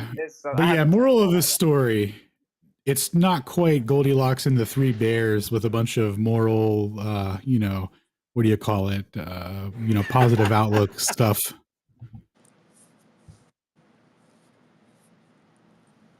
So yeah. Flatlands looks like he wants to say something. So Jewish mysticism, what do you guys think about that? Well, how about your boy Einstein? His math tutor his name was Max Talmud. Bro. Your boy. So the guy that went on to become a math wizard was taught by Maximum Talmud. Dude, that sounds like hate speech on his face. How do you spell I mean, it's crazy. Are you committing racism with that saying, or The guy No. married his cousin twice. that sounds like racist, anti-Semitic stuff too, though. Yeah, you gotta chill out with that, man. You gotta be all inclusive. Come on now. It's 2024. I mean, he included his cousins. I'm just including them as well. Dude, diversity, equity, and inclusion, guys. Sure, it's the He extreme also of the included his Antichrist. cousin's kid. Yeah. Hey, man. Who doesn't like Antichrist slogans, though? Woo. Diversity, equity, inclusion. Woo. Build back better. The system is not broken. It's working at full capacity. I mean, but all of our physics is based around a guy with such strong family ties. Like, come on. What's wrong with that? Is all of physics based around relativity, or is it based around tiny atoms? Physics. Yeah, for sure. Because they don't even everything. Even when they're like finally acknowledging, like, okay, yeah, relativity's full of it. Speed of light's not constant. Blah blah blah. They're like, well, speed of light's constant, and relativity is real, but we're just modifying it, and we're gonna have a not constant speed of light, and a non-relativistic relativity that's definitely not ether. Trust us. And yeah. Hey, so when they say the speed of light is constant, do they mean like always through everything, or? Dude, just imagine like you're an eager scientist trying to understand stuff, and like, there's two things you gotta understand, right? First, everything is little bubbles of nonsense particles of everything, and the second, the constant speed of light never changes. So go experiment and go, analyze the world through those lenses, and you're like, oh, everything's retarded. Like, so when light water doesn't slow down. Yo, so Cage, check this out. Back in the day, when everyone, pre-relativity, they understood that it would change due to the medium, like the induction rate, right? So it would literally be slower, right, in the medium.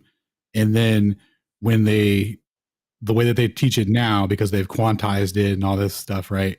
They literally say that as it's going through the medium, it's taking a different path link. So like it's molecular, that little tiny photon is bouncing around the molecular structure of the medium. And because of that, it has to take a longer way to travel. And it's like, ooh, yeah, dude, does it? So it's not slowing down. It's just taking a totally different. It's like they literally take it to the extreme. It's always the same. It's just taking a longer time to get through that medium. Which is crazy, dude. That's deifying light to the extreme, dog. Because it's what it is though is that it's to get it away from the idea that it's an induction rate and that it's a particle. So it's like, they're like, oh, listen, they're bouncing around. It's the same speed. That's why it's constant, because it's not even a thing. It's actually a little tiny particle, and it has to bounce because particle. Well, was that Ken or Shinku responding? Because I didn't hear either. Sounds like you're talking to somebody on that I'm not hearing. Oh, I was talking to Cage. Can't hear. I can try to do a quick little refresh. Yeah. Can you hear Nick Cage, Stone? Yo. No, I can't. No, he just accepted the Grammy. Wonderful performance, Mr. Cage. So if they're saying that the light is the same speed as water, and I can flush my end here and see if that fixes anything too. Yeah, bounce down and come back up. I just refreshed it on our end, so that's seems to be working on our end. So it probably is something. Try me again, Nick. Hit the mic there. Yo. Can you hear me? He spoke. Nothing. Negative, Ghost Rider. Okay, back in a bit. Sorry. Alrighty. Bummer. Yeah, no worries. What was your question, Nick? So what was if the speed of light isn't changing and it's taking a scenic route, what does that do to Ares' failure? Ooh, it's a good question. So the way that they would have to answer it is by saying that the light, when it hits the water, just somehow no, because they don't say that now. I don't know. They don't have an answer for it, dog. That's literally why they call it. They just say it debunks the ether and walk away from it. Yeah, well, they say it went the opposite direction, right? Isn't that what they say essentially? Like they literally just. Dude, so if light's a particle, it would have to be. It would have to it would have to accelerate at 30 kilometers a second to also go through the water to not require the correction angle. Yeah. So it would not have to. That's have to need the correction. Oh yeah, dude! Thank you for bringing that up. Yeah, no, that's exactly that's exactly the issue. Jesus, how did I? Yeah. And then if you're a wave lad, you would have to say that that there's ether in the tube that's carrying it in the opposite direction of the ether for some reason, or opposite direction of the motion. Sorry. It's like, what? Why would that ever be a thing? Yeah, or it's just the sky moving. Nope. You can just look up and see that the sky's moving. You could look down. Okay, here's the thing, dude. This is where the Globers go wrong with their sky analysis and which is moving. You look up, you see sky move, right? But you look down, do you see the ground move? No. Wait a minute. So wait, that would be our argument. Shoot. It means the sky is not moving. We are. Yeah. Yep. Nope. Sunset, dude. Obviously, right? You're retarded for not going against all of your senses and your feelings and your eyeballs, and what you see as the sun moving is actually you giving the appearance of the sun because you're rocketing backwards faster than the speed of sound, giving it the appearance of setting. You dummy. Oh, well, Shane, you can't always trust your senses. Your senses lie to you. And science tells us that. We found that through science, because when you look up at the sky and see the things move, we know that we're also moving with them, even though we can't feel it, but we can explain it mathematically. So your senses can't really feel math unless you go to school and get degrees in it. And dude, then you can start to feel it. How crazy is it? People like mathematically you can be equal. And it's like, yeah, only retarded people in the 1900s thought that. Because Einstein came around when they were like, oh, the earth don't move. They were like, hold my beer, bring this KG on stage, right? He's going to do his thing, do his magic guy, dun, dun, dun, dun, dun, dun, some math, and the world moved around you. You see that? I inverted the mathematical framework of your reality, and now, through my mathematical mysticism of inversion, the earth has moved. They called him the earth move, right? Like, great, well done, well done. That was his big acclamation of history. Literally made the earth move by inventing math. So now, through relativity, we have equivalence of helio and geocentrism, and only now, we can't even get people to admit that. We start with that premise. They're like, no, you're not gonna trick me. I know only heliocentrism explains things. You don't make predictions, right? And it's like, bro, we're just gonna start on the starting premise, and you guys are already lost. Dude, how about this, Shane? All cell nav is based on a geocentric model, where you're, Yeah, of course it is. But there's not a single whiff. There's not a whiff of heliocentrism in there. No, man, I was looking for it. Yeah, dude. When I was reading through that, what was it? The supplemental corrections, or hang on, I'll get the name wrong. But anyway, this the supplemental corrections for the almanac and the ephemeris and all that. And they were like, hey, how did you guys get these correction angles so everybody could cell nav on this globe as if it's a plane? And just apply these correction angles. And they were like, oh, well, you know what we did? We went around in this geocentric coordinate system, and we mapped like a 2D, we took a 2D rectangular coordinate system, and then any deviations to that we corrected for. So like, that's where the oblateness of the earth and stuff comes from when they make sky obs and doesn't match up. They go, oh, you know what? Oblate. And then, so that's what they did there. And then they make specific notes in there about the math. And they're like, okay, so check it out, boys. There's this thing called the barycenter. And, we could use that for sure for navigation, but much easier to just use this geocentric coordinate system. Like, it's literally all based off of that, like inherently. And they show you this really cool diagram of the celestial sphere with the fundamental plane, and everything is mapped to the edge of that celestial sphere. And it's like, and we're dealing with people right now. Like, this is why, Austin was bringing that up on Flat Earth Friday about if you can't be intellectually honest enough to, talk about geocentrism, then, what good are you? And it's like all navigation is based off of that. None of these distances, oh, the sun's 93 million, or is it 6210? Like, if you're trying to navigate, it's 6210, right? Like, but we know all the stars are different distances, dude. We know that one's a bajillion miles away, and we know that one's 93 bajillion based on the light and interferometry and the standard candle and how we know the length of luminosity based on supernova. We know all that for a fact. However, when it matters, when we got to navigate them, when we got to use them practically, they're actually all the same distance in equidistant web around us, moving uniformly with lateral motion 69 miles per degree. But we know they're all actually different distances, except for when we need to use them or navigate or measure them in any way. They're all different, they're all the same but distance. They all move laterally and in unison together. But, whatever. Dude, that's the craziest part. When they're like, we needed it to be a sphere. And it's like, no. What they did, they've always had this celestial sphere, right? And now they trick people into thinking that's the Earth. It's like the biggest scam.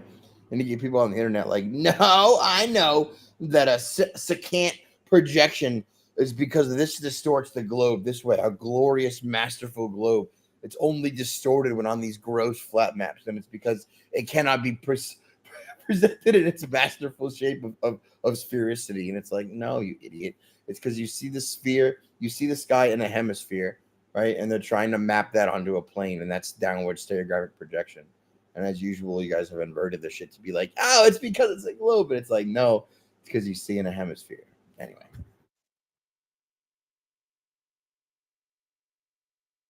Well, you know what they say. Man, those like that one dude's going super hard. This is my new test now. It's like, all right, so you know how the coordinate system has nothing to do with the Earth? They're like, no. And it's like, yeah, cool. You know how the graticule is separate from the Earth? And they're like, no. It like longitude is the Earth. It's like, okay, but like watch though.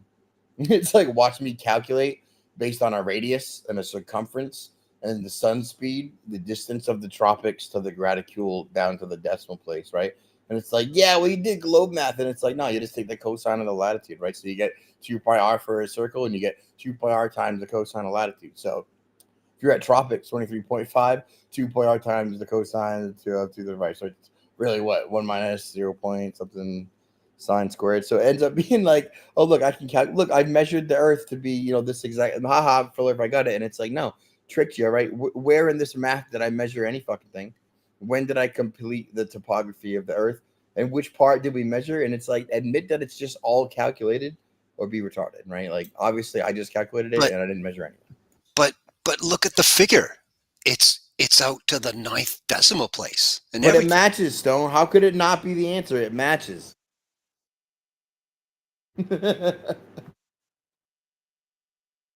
Alan, what you said, that was pretty great. It made me think about what my daddy always used to say. Your daddy was a wise man. Few words, though.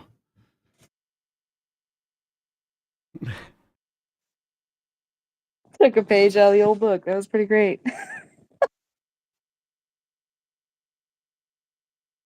All right, guys, I'm going to bounce down to listener. It's been fun. Thanks for stopping by. Yeah, thanks for hanging out. It's been a hoot. You got top quality banter. Yep. Appreciate it, fellas. All right, bye, guys. Madam Ambassador, your hand. Well, actually, Flatlads has had his hand for longer than I have, so let him go first. Oh, interesting. I didn't even see it at all. So yeah, Flatlads, what's up? No, you go ahead, Liliana. I'll be next. No, you go. No, you go. We're in a Mexican nice standoff. Listen, old ladies. One of you ladies has to go first. Hey, yeah, I was gonna say, slightly unrelated, but not really. These climate alarmists, they keep telling us about how like there's the size of like Rhode Island or something, the ice sheets, like, beyond the ice wall, like right above and beyond the Antarctic ice wall. And I think it's the Western Antarctic ice sheet. There's like apparently like huge chunk has melted. And so basically the ice wall has receded, right? It's gone further back because we lost a lot of ice. So that's in the Western Antarctic. But it's so deceptive because they don't tell you that on the exact opposite side, which would be like the Eastern Antarctic, a size exactly as big. Actually, it's slightly bigger, but let's just say it's the same size. The same size has grown. Like the ice sheet, that means basically the ice wall has come into the, I guess it would be the Pacific or whatever, the South Pacific or whatever, maybe South Atlantic, I'm not really sure. But either way, on the other side, exact opposite of where it's melting, the ice sheet has been growing just as big. So see, it's so deceptive that they don't tell you all this. They'll just make a big deal about the melting ice and they'll get everybody to panic and whatnot, like, oh, climate change is real, blah, blah, blah. But they don't tell you that on the opposite side, there's chunk as big that has actually grown. And yeah, so in the end, we haven't lost any ice in the Antarctic at all. It's just shifted spots, So basically, the ice circle, the basin, has just slightly moved and actually is moved in the same direction as the magnetic North Pole. So it's just so interesting, all the deception that goes on. That's all I wanted to say.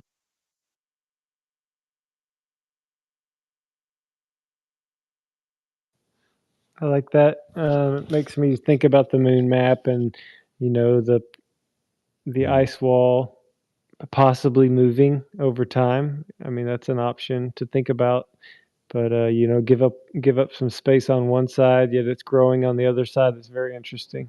Yeah, I've always kind of thought too that would kind of go with the movement of the magnetic field potentially too. Mm-hmm. Like that's part of the moon map theory, isn't it? Yep. Yeah, but like that's all on a scale of like decades of like 20,000, 30,000 years, and we've only been doing this for like 6,000 years ish, right? That's true. Young Earth. Young civilization, at least, right? To be fair, like who the hell knows about the Earth? Mm-hmm. Could be infinite or whatever, but like us here, yeah, 6,000. Well, the magnetic fields just picked up pace in recent years. Started chugging across the, quote unquote, across the North Pole. So, who knows what it's done over the last however many thousand years. Well, didn't you see we have all the data from always on the magnetic declination charts? We had the the ocean, the ocean floor. Whatever you collect magnetic declination data with back in the 40s, they get all of South Africa, all of those totally convenient spreading zones. Yeah, I like to use my fingernails to determine my height.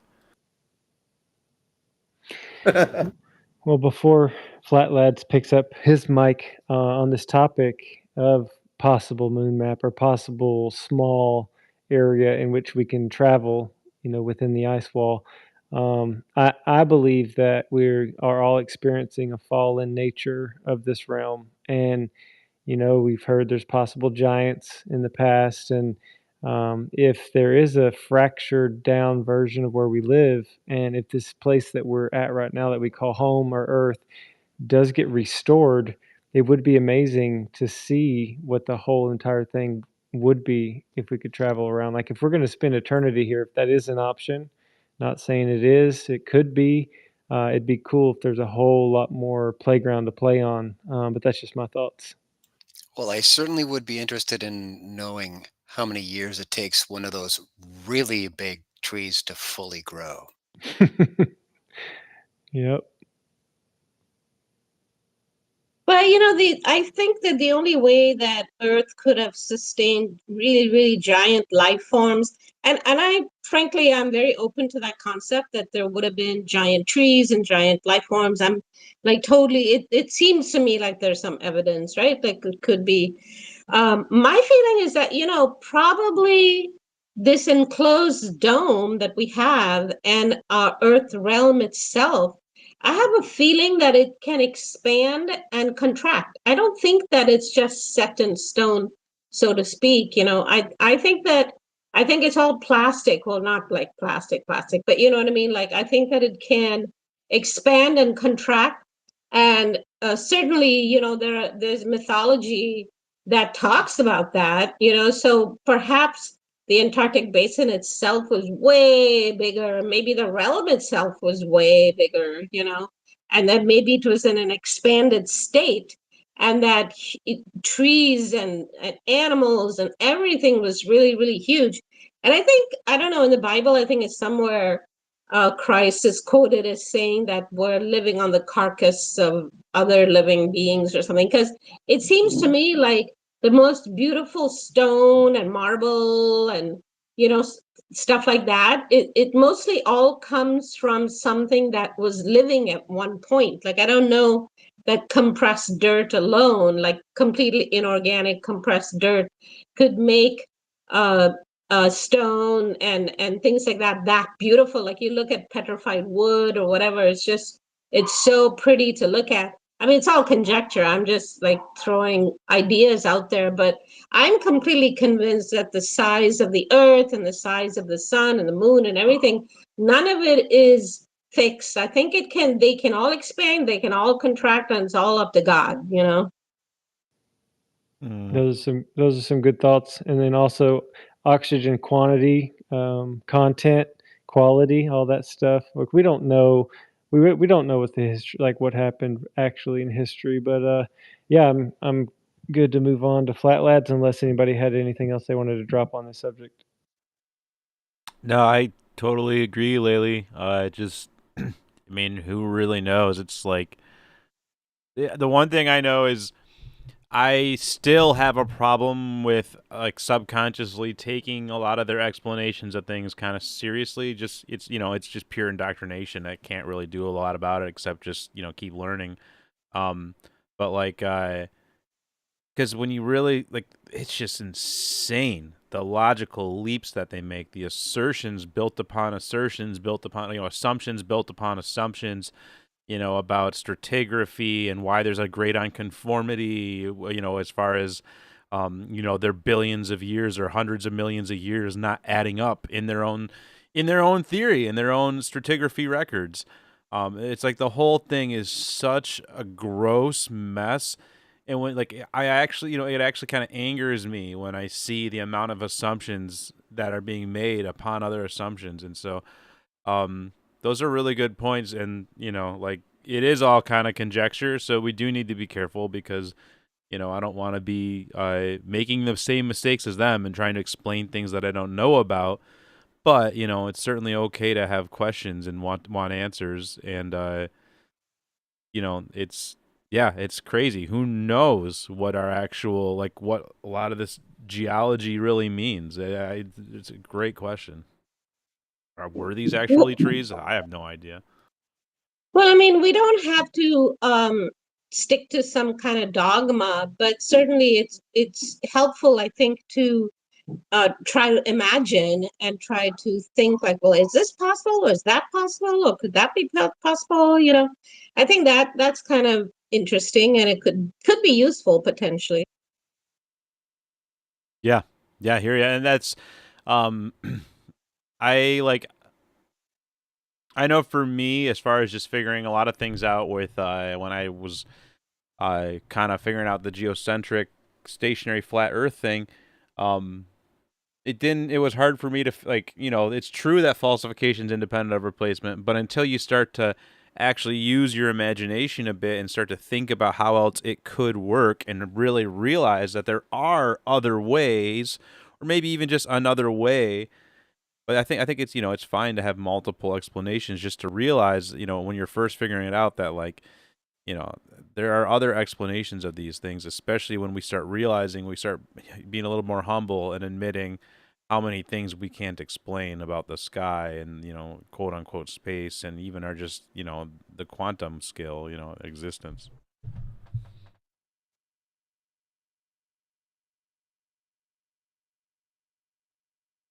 But yeah, it's important to be curious, ask questions.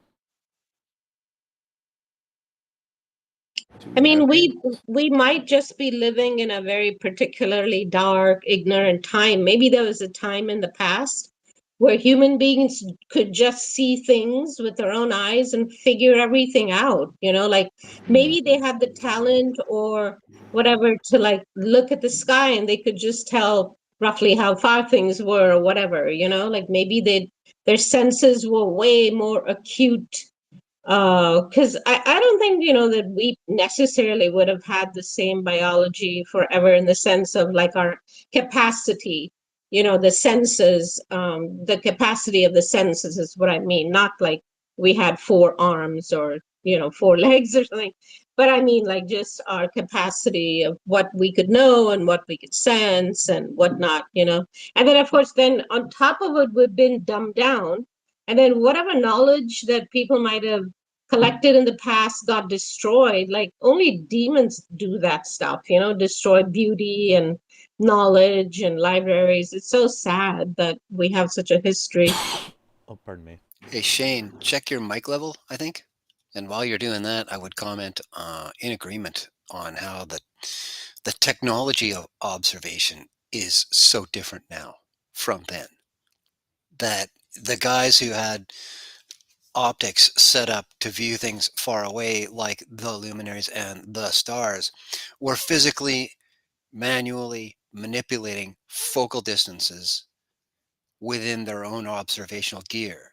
Now we have autofocus circuitry, logic, and we just punch the button, it goes zwit zwat, and we are not in tune at all with what kind of change in focal length is happening within the camera when we change what we're looking at from, say, the moon to, say, Jupiter. And we're a little out of touch with that, I think. Well, I think we're the dumbest generation to ever walk, but I think 2 generations ago and like every generation before that, everyone knew the earth was flat, everyone knew the sky was a clock, everyone knew how to navigate based on where Polaris was, everyone knew the concepts of like basic like now everyone knew 2 generations ago. I think right like your great grandparents and everyone before that. And I think that the way that they like did communist subversion right after World War II and took over the kids so that their kids, and like those 2 generation gaps where they just taught flat Earth is actually retarded. We've always known. Matter of fact, have you heard of Eratosthenes? Yeah, he proved like before you could even remember that, based on the sun, that we knew the shape of the Earth was definitely a ball. And it's like, oh, everyone knows that, do we? Yep, everyone knows. Okay, off you go. 2 generations, tell your kids, tell their kids, tell their grandkids, and here we are. That's how easy I think it happened. When you look at the funding of the education systems, it's hard not to suspect that something was amiss. Like that, so that 4,000 clips of flat Earth appearing in newspaper articles from 1900 to like 1960, even like well after World War II, and then you couple that with like Ruth's story from Flat Earth Dave, and you're like, okay, so either this has been a really new deception, and you have like the appearance of a continuous historicity of globularity, or we've always known it's a globe since forever. Those are the 2 possibilities. Either you injected the illusion of continuously, or we've always known it, and that's a fact, right?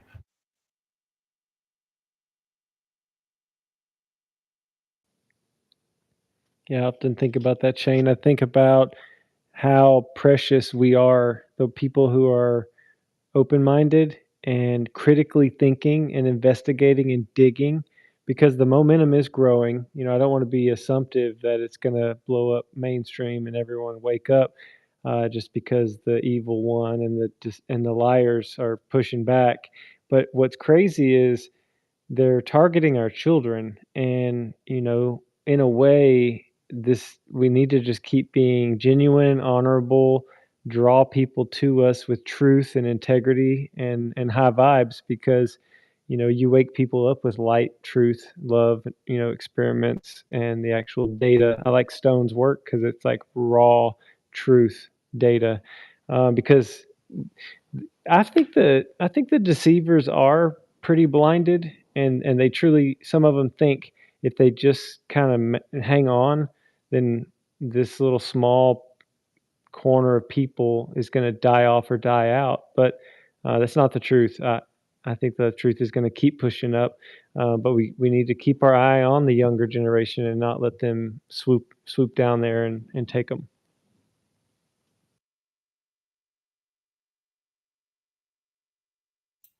You just leave out a few ether hot pockets in the hallway, and they'll just grab over to them. We'll be fine. Well, I think ether hot pockets can only be grabbed and or enjoyed by ether cosmographers. So who has that title? And we're actually partnering now with Ether toaster strudels. So you can get those everywhere. That's hilarious. Okay, Flat Lads, you got to go, man. Grab the mic. Yeah, can everybody hear me now? Yeah, you're clear. Yeah, sir. Yeah. Yeah, I was just gonna pose. I appreciate Liliana's input, and thank you, Run Boston, for making everybody notice that I was still here. I have a question. Like, so when we see a sunset, like the mainstream is telling us that it's not really there, like it's already beyond, but we're seeing the sunset. So how does that play with an eclipse? Does an eclipse not happen in real time? Do we not see that in real time? Like, to me, the logistics don't work to, if you don't see the sun in real time on a sunset, you can't see an eclipse in real time during an eclipse. Like, am I missing something there? Makes sense to me. So you would see a delayed eclipse? Yeah, that makes sense. I think that's probably how it plays out in their model too. Yeah, it just makes sense to me. Like, if they're saying, oh, you can see the sun, but it's really already beyond the horizon, but now you're looking at an eclipse, that's not really there. Like, an eclipse wouldn't be possible, in my opinion, based on their model, if we're waiting on 8 whatever light seconds, 8 light years, whatever, for the light to get here. 8 minutes. Actually, it's a really good point regarding like the Eli effect too, the Elias effect. It's like a really good point regarding that. Dude, I got some feedback, Toby. You can finish up your thought, but I got some feedback on this eclipse. Oh no, go ahead. So, I don't know if you knew this, Flat Lads, but I drove with my family. It was like an hour and a half, so that could be in the absolute path of totality. And it was really striking the experience as it was getting darker and darker, because when there was even a sliver, there was just a sliver of sun or the orb of the sun still showing from behind the dark body. It was hard. You couldn't look up at it. It was too bright.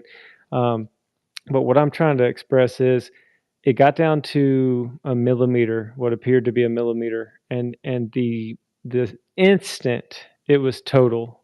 The whole vibe of the air, like the feeling, immediately it was much colder. All the crickets started making sound. The birds stopped tweeting, and so there wasn't an to me there wasn't an 8 minute delay in that happening. And I know you could say, well, you were seeing it, you were seeing that happen almost like in the past, or like when you felt it go cold and when it got quiet. And I don't know how to describe it other than the energy was just drastically, like somebody not only turned out the lights up there, but my body could feel a massive change instantly. And then whenever the sun started to come back, the second it peaked around that black body, the entire environment just changed again. So I'm trying to tell you, experimental, like the way I experienced it was that stuff was close and it was a lot more immediate than this outer space BS. So I don't know if that helps, but to your thought, they try the sunset on the flat Earth is one of their like favorite things to try to get a gotcha on, and they're trying to say like it's refracted up and all that. But I really like how you brought it up into the higher part in the sky. Like, well, what's going on with the eclipse? My answer is it is closer, and all this stuff impacts a lot quicker than they say space is. So I hope that made sense. Yeah, no, that's really, thanks for sharing, because you were in full totality there, so that's like a really great experience to share. Um, and like to their point, right? They would say, well, so it's not, the light may be 8 minutes late, but what you're seeing, what sweeps across you, what's happening there is the absence of light. Of that 8-minute delayed light, there's an absence of that occurring, and that absence is instantaneous for you, and that absence of light sweeps across, and it causes somehow supersonic, infrasonic, so it's supersonic infrasonic waves that shoot out from that sweeping absence of light. Now, I guess in their what they try to say, it's basically a big pressure mediation event, which we would agree with.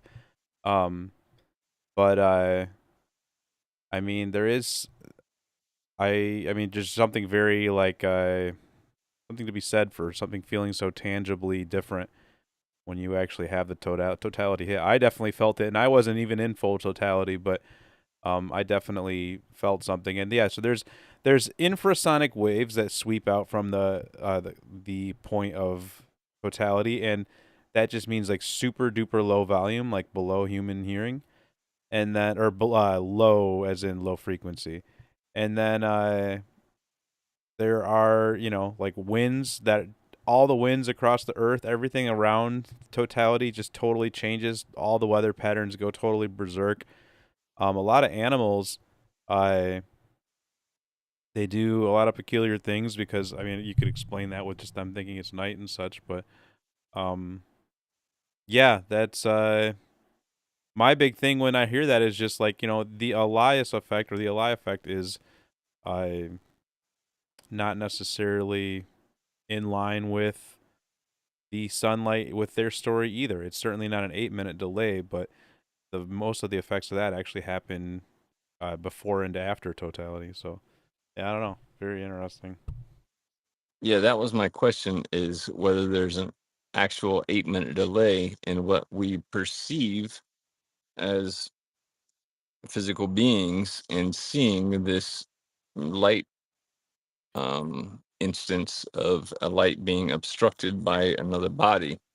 Like, are we actually perceiving that 8 minutes later than it actually happened? You can't tell with only one observer point.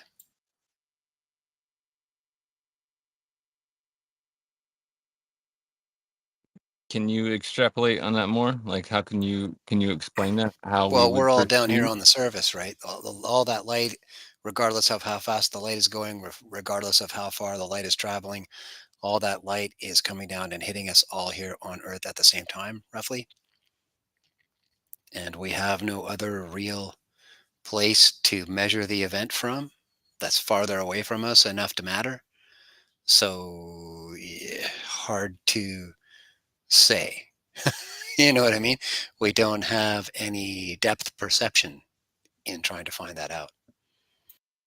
So would the light perception be anything different than the energy perception? Well, you're talking about timing as opposed to intensity, right? I'm talking about perception, like opposed to what we think is energy, opposed to what we're feeling as beings. I don't quite know where you're going with that. Well, I may be talking out my ass, but I'm just saying opposed to what we're told and what we're expected to feel and perceive, opposed to what we actually feel in our bodies and perceive via the eclipse. And it's this time is totality, and this time is we're out of totality and back to normal light.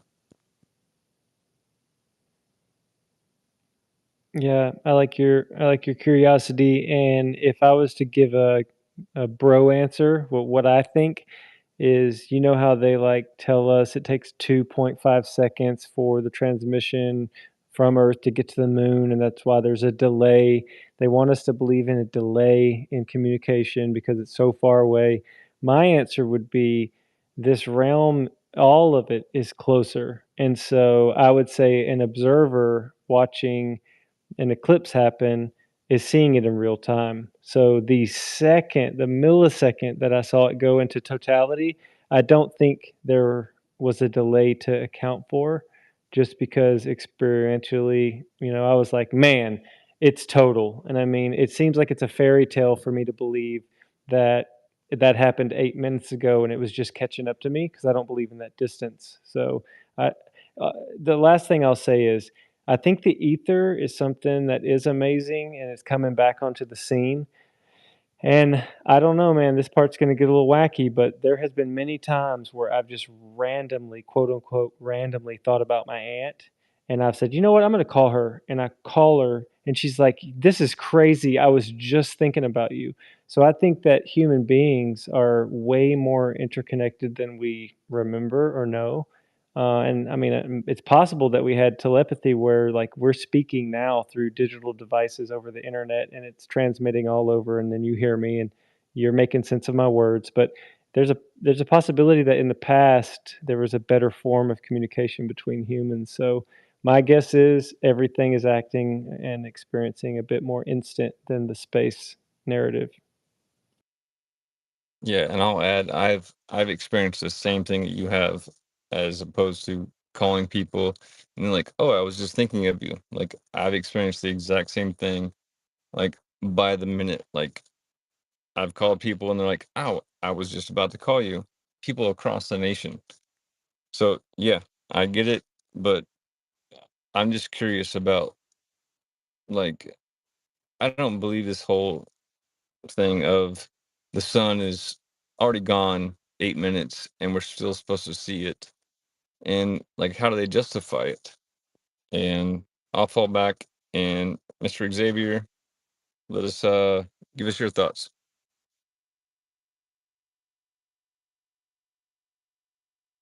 I was having a snack. I wasn't. My bad. But Dance, monkey. I'll come back to me. Come back to me. Got caught with his hand in the snack jar.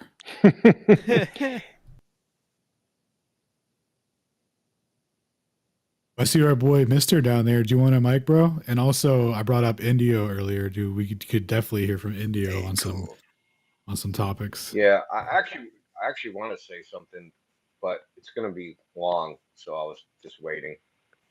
I don't know how long it'll be. It might be long. So specifically, I wanted to talk to Shane and Alan, anybody else that knows about mapping. So, are you familiar with Tycho Brahe's? One second. Model? Shane just went AFK. I don't know anything about it. if it's in the sky, I have no idea. Up your mic a little bit too, there, buddy. My mic's bad. It's just low. You're just nowhere near it. Shit, man. No, I'm wearing a headset. You're probably got it up around your. Is the mic actually over your head of the headset? Did you bring it down? No, it's a wireless headset. It's wireless. Okay, it was probably your camera or something else. Some other mic is. Don't want to scream at anybody. Check your input off your tray. No, check your input source off your tray. I'm on a cell phone. Okay, fine. Yeah, because I don't use it on that PC because it always crashes. So, I mean, I could do that. You could try speakerphone just while you're trying to get your stuff off. You could do speakerphone; it'd be louder. Yeah, let me disconnect and reconnect the headset. Okay, while he's doing that, I want to say I talked Mister into going to Flattoberfest with me, so that's going to be pretty sweet. And I also wanted to say hello to Disc Golfer down there as a listener. I looked at his profile, and he has flatearthdave.com on there. He has adl.place on there. So shout out to Disc Golfer. I've been playing for 24 years. It's a great sport.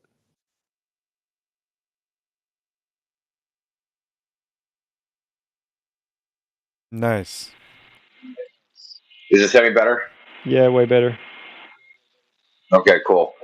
So you guys familiar with Tycho Brahe's model? A little bit. His solar system model? Everything goes around the sun, and then the sun goes around the earth. Yeah. And so, there's a guy named Simon Shack. I think he's Italian, and another guy, I think he's Dutch. He's an astronomer. So for the last 10 years, they've been trying to make Tycho's model work. And there's some particular things about it, which are, I watched a couple things that he put out. And so in the course of this, I learned some things in the heliocentric model that don't work. So I almost don't know where to start because there's a lot of like moving parts to this. So the thing is, his claim is that the Earth is moving, right? But it's moving in a circular path. There's no gravity in any of this. So it's moving in a circular path, but it's moving very slow, like super slow. And this is supposed to explain the precession of the equinox in the movement of Polaris, that the Earth's moving in this like slow circle of what is it, 26,000 years, this great year thing, right? And that this supposedly explains the precession of the equinox. So that's one thing. Another thing he brought up is the negative parallax, right? So apparently Bessel, way back in the day, because he's been going up like what all the old astronomy logs. He isn't going up any of the new astronomy things. So apparently Bessel noticed that there's positive parallax for a portion of the year, and then there's negative parallax for another portion of the year, right? So it's not evenly divided 50-50. It's divided in like you ever see like the spirograph? Like it makes these like little loops, right? So what he's saying is like the Earth is kind of like everything around us is making like these little loops, right? And because like when you're on one side of the loop versus the other side of the loop, it makes the stars look like they're positive parallax. Then on the other side, it makes it look like a negative parallax. It's kind of hard to explain this, like with words. Like you kind of need visualizations. But there's a particular thing he said was that Mars. So when Mars goes into when it does its retrograde motion, the retrograde motion of when it's supposed to be closer versus when it's supposed to be farther away is sometimes more stars in its motion, its retrograde motion of like when it goes. So it goes in one direction and then turns around.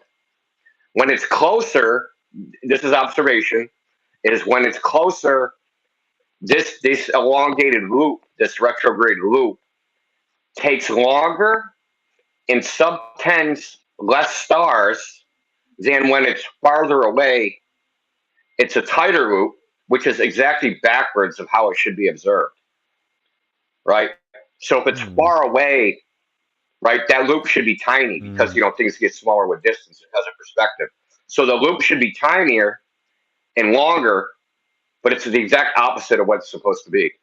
So when it does what it's, you observe what it should be doing far away when it's close, and then what you observe what it should be doing far near when it's far away, which to me is it's crazy. And he has like all the ephemeris data and all that shit. And so there's another ephemeris thing where that Mars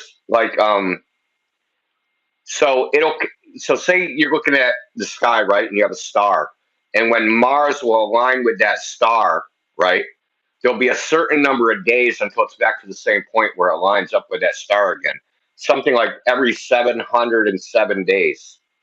But like on the seventh try, so 7 times in a row, it'll be 707 days.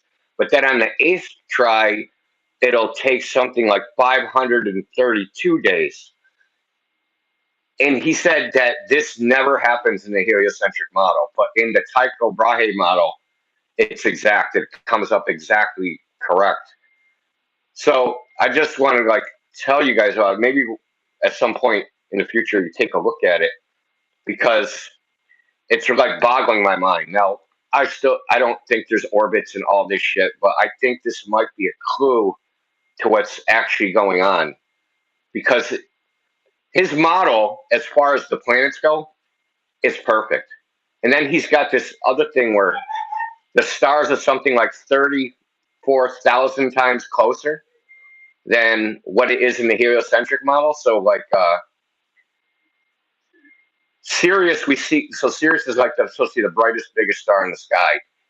And it looks large.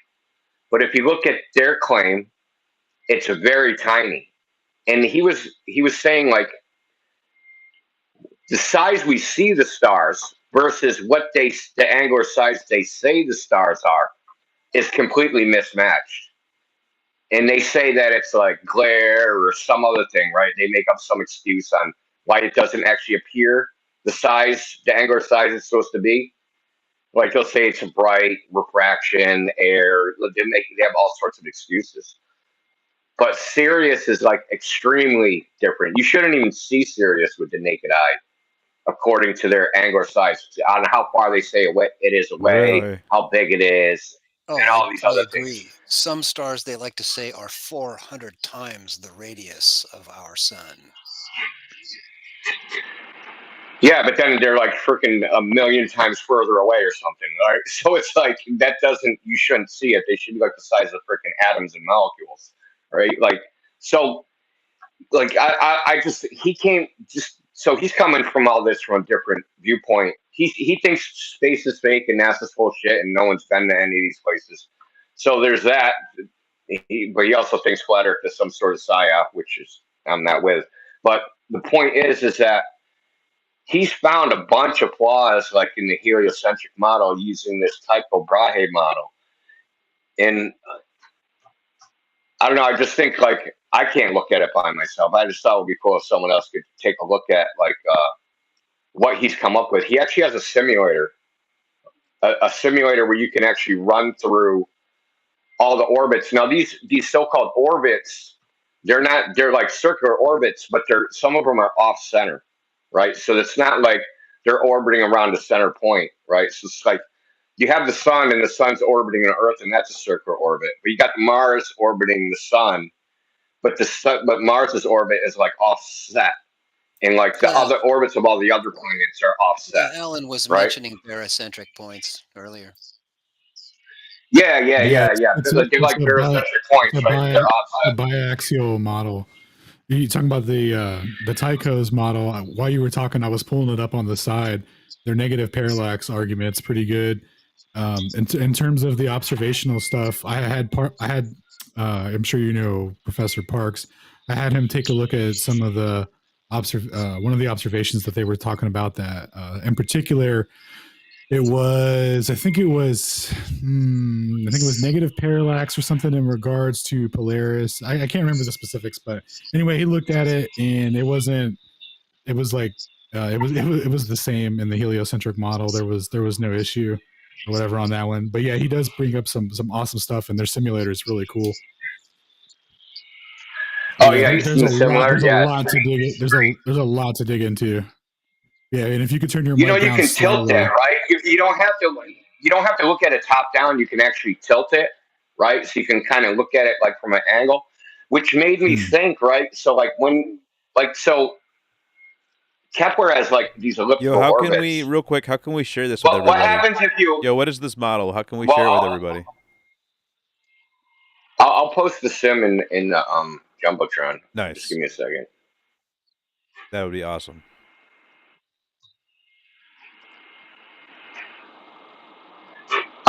So I was thinking, like, if you have a circular orbit and you look at it from an angle, it's going to look like an ellipse.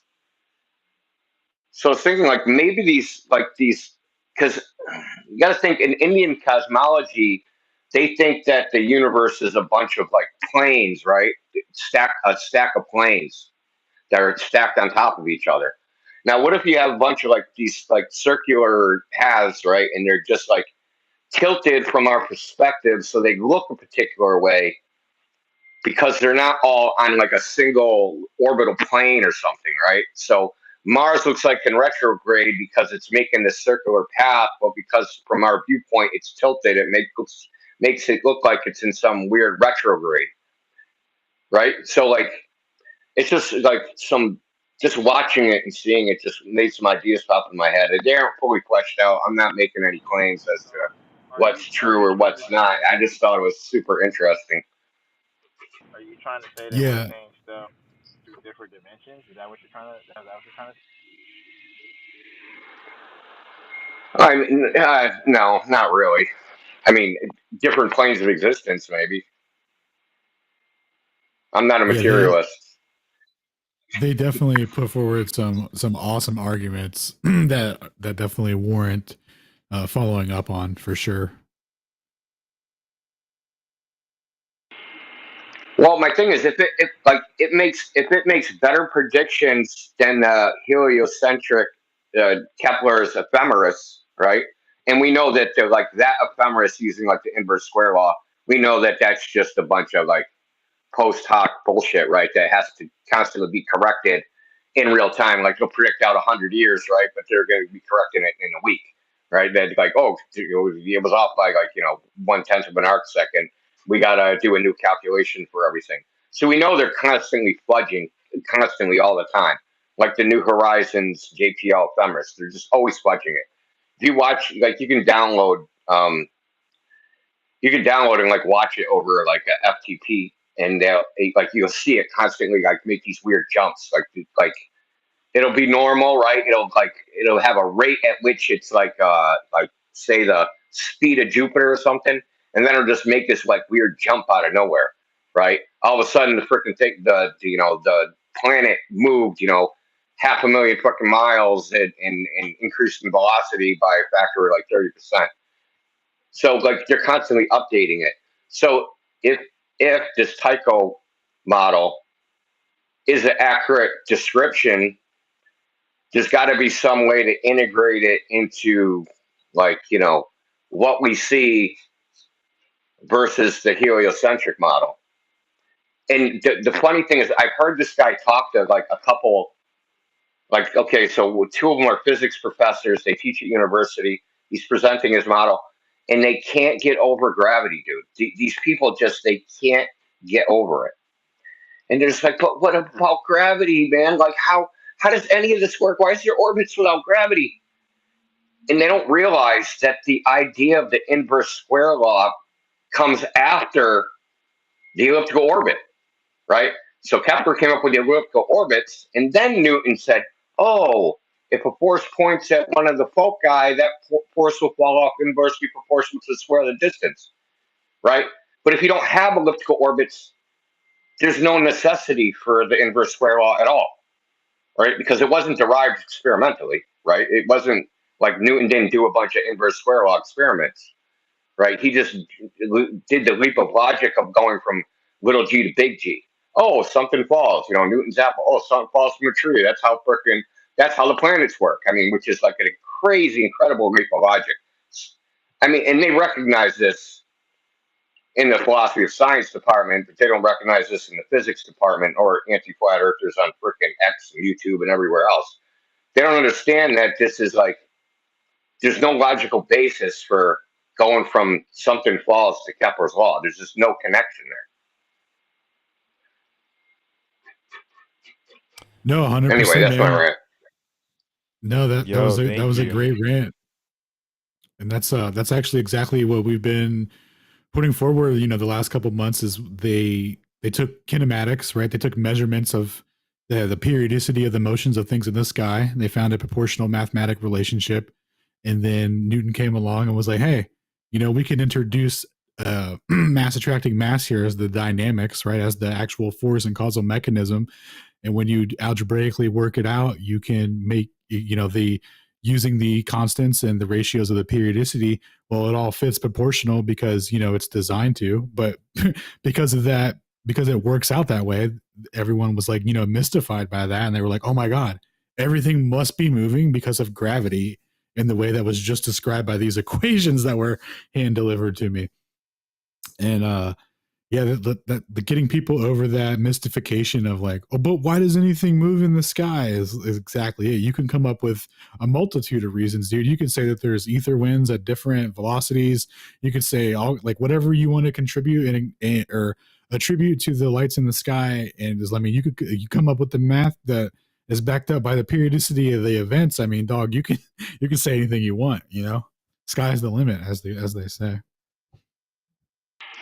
Yeah, it's really weird because like I'm listening to him and like you're listening to this guy talk, and I posted a link to a different YouTube video which is like 4 hours long, but it's chapterized so you can skip through it. So I'm listening. He's talking to two physicists, and they're like, holy moly! how does all this stuff work? Because he's showing them that it works and that it matches like the modern ephemeris exactly Yeah. and better. But when they like toward the end of the talk, you're like, but what about gravity, dude? It's almost like Linus looking for his blanket and just sucking his thumb, dude. It's crazy. It's like a security blanket for them, dude. It was like it blew me away how like they accepted everything he said for 2 hours until they get to the gravity part. Then it's like, no, we can't let that go because it's so integral into their worldview. They can't let it go. No, 100%, man. It's the backbone of why they think the lights in the sky move. They actually think they figured it out, and because that guy didn't include that as the causal mechanism, as the dynamics of it, they were like, "What? What are you doing, dude? Isn't it isn't it crazy that the globularists think like, oh, isn't it nice that Newton happened to know the centripetal formula like offhand and unrelatedly also then came up with law of gravitation, which is like the same thing just inversely, but like not related and different, but actually only exists when in equilibrium with this other force, which is based on. And it's like, yeah, we have a different interpretation of how he may have used that. You should check out Feynman's lost lecture. It's on YouTube. So there was a lost lecture he gave, but that lecture is about how Newton came up with the inverse square law, and it kind of goes into the history. But there's also a treatment of that done by the Math Channel 3 Brown 1 Blue, where he also goes over it, kind of like from a different angle. But the whole idea, there is no universal law of gravity that's physical. It's not a physical law. It's a geometric law, right? So you have an ellipse. You have two foci of the ellipse. So if you postulate there's a force that points to one of the foci, that force will always fall off inversely proportional to the square of the distance, no matter where you are on the ellipse, on the rim of the ellipse. So Newton noticed this, right? So he noticed this geometric relationship, and he postulated it as a physical law, right? And that's what people think it is now. What about the law of gravity? They think it's a physical law, like the law of thermodynamics. It's not a physical law that was derived from physics. It was derived from just noticing this geometric relationship. Dude, Keplerian ellipticity strikes again.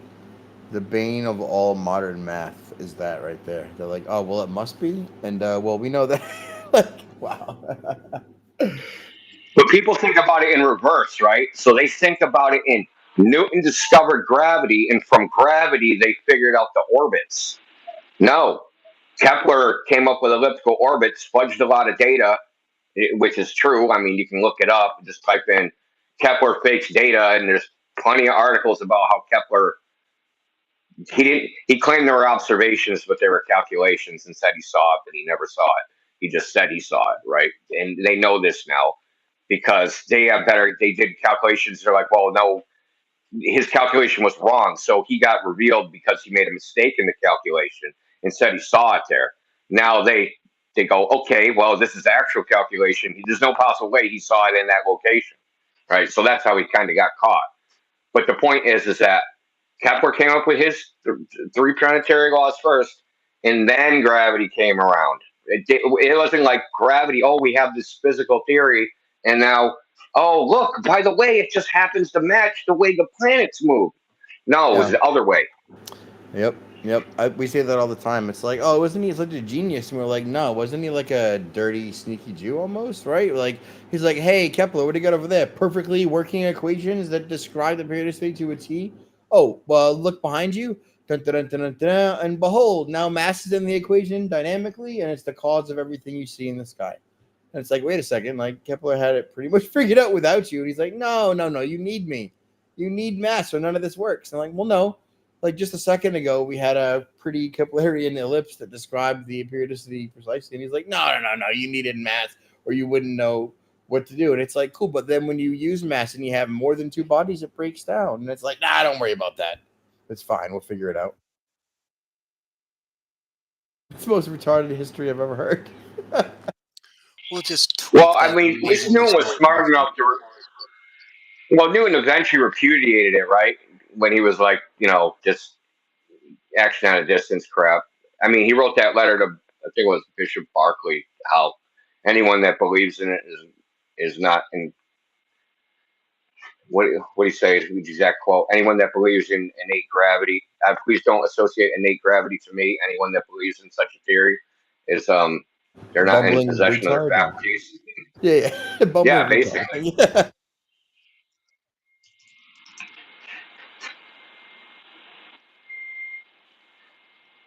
Oh yeah, that's the quote, something like that. Yeah. It's one of those situations where the 11th decimal point for the significant figure is called for.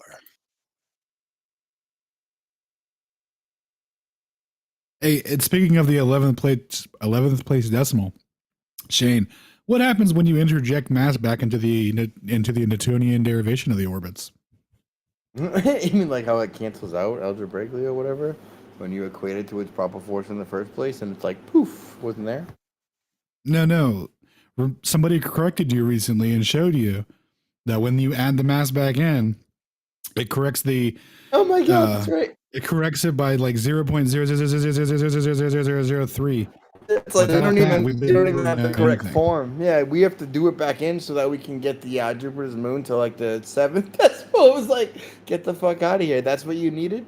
That's what breaks it. That's why you need mass to get this moon to the 11th decimal for real. I love it. Science. Well, yo, thanks for sharing all that, Indio. That's a lot of stuff for people to follow up on. Everyone should definitely check out the Tycho's model and the video he shared. Definitely a lot of gravy there. Yeah, I just discovered it. I don't know, well, there's this problem with the precession of the equinox that I don't know if you guys have heard this. Is that so? There's the precession of the equinox. In case then nobody knows what it is, right? So you have the equinox, the sun will rise, and it'll rise within some constellation. And the constellation that it arises in will drift over time, allegedly. Allegedly, this is the claim. And apparently, they say that they can measure it's like some like 0.05 arc seconds or something per year, some ridiculously small number, which they probably can't measure anyway, right? So because you're measuring at exactly a sunrise and on the horizon, like and all the problems they say there's with that. But the point is that there's no precession of the planets, right? So if the Earth has a tilt that's wobbling, that's causing the precession of the stars, why isn't the solar system also precessing? So this is a problem. A bunch of people, and the people that have noticed it are brought up to astronomers, and the astronomer goes, "Well, that's not my specialty," or "I don't know about that," or take it to this other person, and they get the same song and dance everybody else gets, right? That whenever you find a flaw in astronomy, oh, that's not my field, somebody else's field. They suddenly become ghost astronomers. Dude, I'm not qualified to know why that is, though.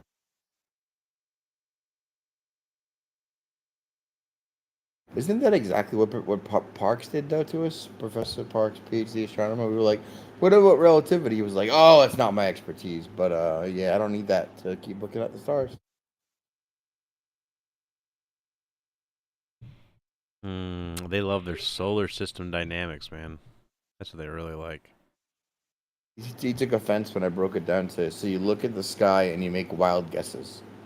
He was like, that's offensive. Right.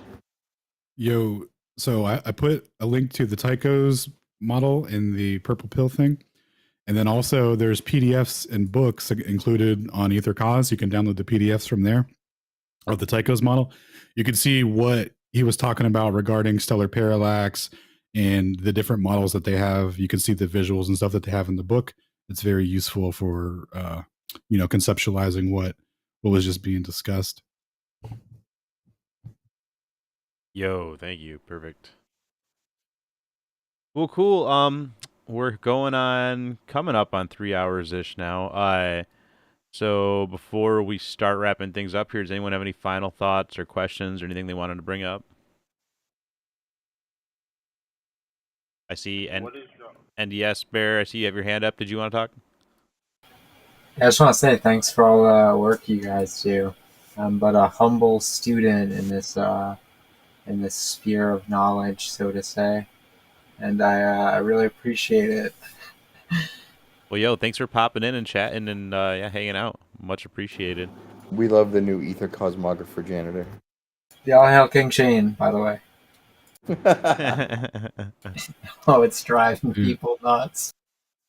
I see Xavier with his hand up as well, and Mister's here. What up, homie? Homies? Homitos, even? Yeah. Now that I finished those chips. All right. Jan, what was my question? Oh, right. All right. So, I kind of stay away from arguments that I don't know the details of. So, I figure we get the details now. So, if a glober tries to invoke, what they do with planar surveying, with geodesic surveying, saying, hey, it's a lot bigger. That's why those flat plane measurements that seem flat are actually a curve if you go out to a larger scale. Which my question leads to my question about equipotential and equipotential gradient. Yeah, there you go. There you go. That's the word. So the Gaussian plate um, argument. I'm not really too keen on how that was established to be true. I know of the argument, but I don't know the equipment. But if that's not important enough to know, what would negate that type of equipotential on a sphere? Does it have to be flat? I'm just thinking, what if the structure was circular and the surface, even if they don't believe in the firmament was around that sphere, like a cell type of thing? Couldn't that work, or no? That definitely can, and why? Hopefully, you get what I'm saying. No, it can definitely be a sphere. It doesn't need to be flat. I don't know who started that. Well, are you familiar? Are you familiar with? Or go ahead, Stone. I think you're probably going to say what I was thinking. Yeah, I don't know. Maybe if the Earth is a globe and the firmament around the Earth is also a globe, then it would necessarily satisfy the requisite geometry to produce that second Gaussian surface with the same voltage potential we see currently. And this is the problem with the current helio model going out into space where there's nothing. There's the opposite of a Gaussian plate on the other side of this, where we observe here the voltage potential coming away from the surface of the Earth increasing, which is backwards to static law. That when you have a static body, it's generally the field that it is emitting in terms of a static force is strongest at nearest its surface. And there has to be an explanation for that in the geometry that we experience here on Earth on the surface. And their model just does not account for that. And this is simple capacitor physics. You've got a ground plate, a charged plate, and what happens in between are the forces, the voltage potentials that we experience, exactly like what we have going on here. Yep. You said geodesic versus planar. Dude, the thing about geodesic, right, is that they hide it in the corrections. So they're like, oh, well, we can't find it in the really small local triangles. And it's like, well, no, there's not corrections there to fudge the gray area for there to be an area for you to insert your sphericity when you adhere to the geoid model, when you try to do the corrections, right? So when they're like, oh, you know what? We predict that we'll find more spherical excess when we do big triangles. And it's like, wait, let me guess. When you're doing corrections and you have a bigger metric, you have a bigger fudge factor, you find bigger metrics, right? So it's all tied to like, oh, when we have a big triangle, we can find more spherical excess, and it's like it's proportionate to the error margin, right? So you're hiding it in the corrections. That's where I think that comes into play. So Stone, when you said that the most force is the closest to the surface, this is, just correct me if I'm wrong, this is the same reason that when somebody gets electrocuted, when they touch some high voltage freaking line, they get stuck to it, right? No, that's a little bit different. That has to do with electron discharge in the resolution of the grounding effect in the gap that's being closed between the guy and the charged object and the guy and the ground. What's happening there is that So there's it's so a much different. current. Yeah, there's so much current traveling through the surface of whatever part of the guy touches the charged object or comes close to touching it, close enough that the arc can begin to resolve through the guy to ground. Yeah. That can actually cook and pre-cook the skin on his way to even touching the surface, so that when he finally does, his fingers are so freaking hot they just melt to it. That's and then, of course, once contact is made with the surface of it, there's no more arc. So then it'll begin to cool and immediately stick. Yo, Stunts, sorry, Xavier. Oh, that's weird. Xavier, your question was about you were kind of alluding to the charge distribution, correct? Is that what you were kind of asking about with that? Like, how was the gradient measured, I think, too? Because I think what I was wondering, one thing that pops into my head is just the way that the radial charge distribution works, and it's not like it would be like Stone was describing, where we actually, within our system that we kind of conceptualize with two planes, it's simple to explain, but once you actually try to extrapolate that onto a globe, you now have to distribute that charge radially, and that changes the rate at which the charge would change. Like the rate at which the charge would change would be totally different in a radial distribution, because you would have actually not 100 volts per meter, but it would be like 100 volts the first meter, then like another 1,000 volts for the next meter. It would be like a different, not a linear, or not, maybe I guess it would be linear, but not like not a direct 100 meters, 100 volts per meter anymore. The whole thing would change. The whole thing would be out of whack. And honestly, I think like everything with the Atmos and weather and weather patterns would be really, really different. If you really think about it, like you see the bottom of clouds, they're generally flat. If it's the right type of cloud, and you've never, at least I know for me, I've never seen clouds that appeared, or weather patterns that appeared to have any sort of convexity to them. So I think that's like all kind of No, you're plays right. in. That all kind of plays into that. Like we really, really, really experience everything to be planar. No, you're right. We would experience the voltage gradient. It would be according to R squared instead of according to D like it is. There you go. Thank you. Thank you. Yes. So it'd be a squared function then.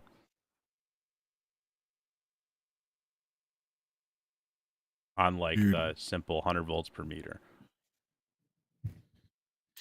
Yep.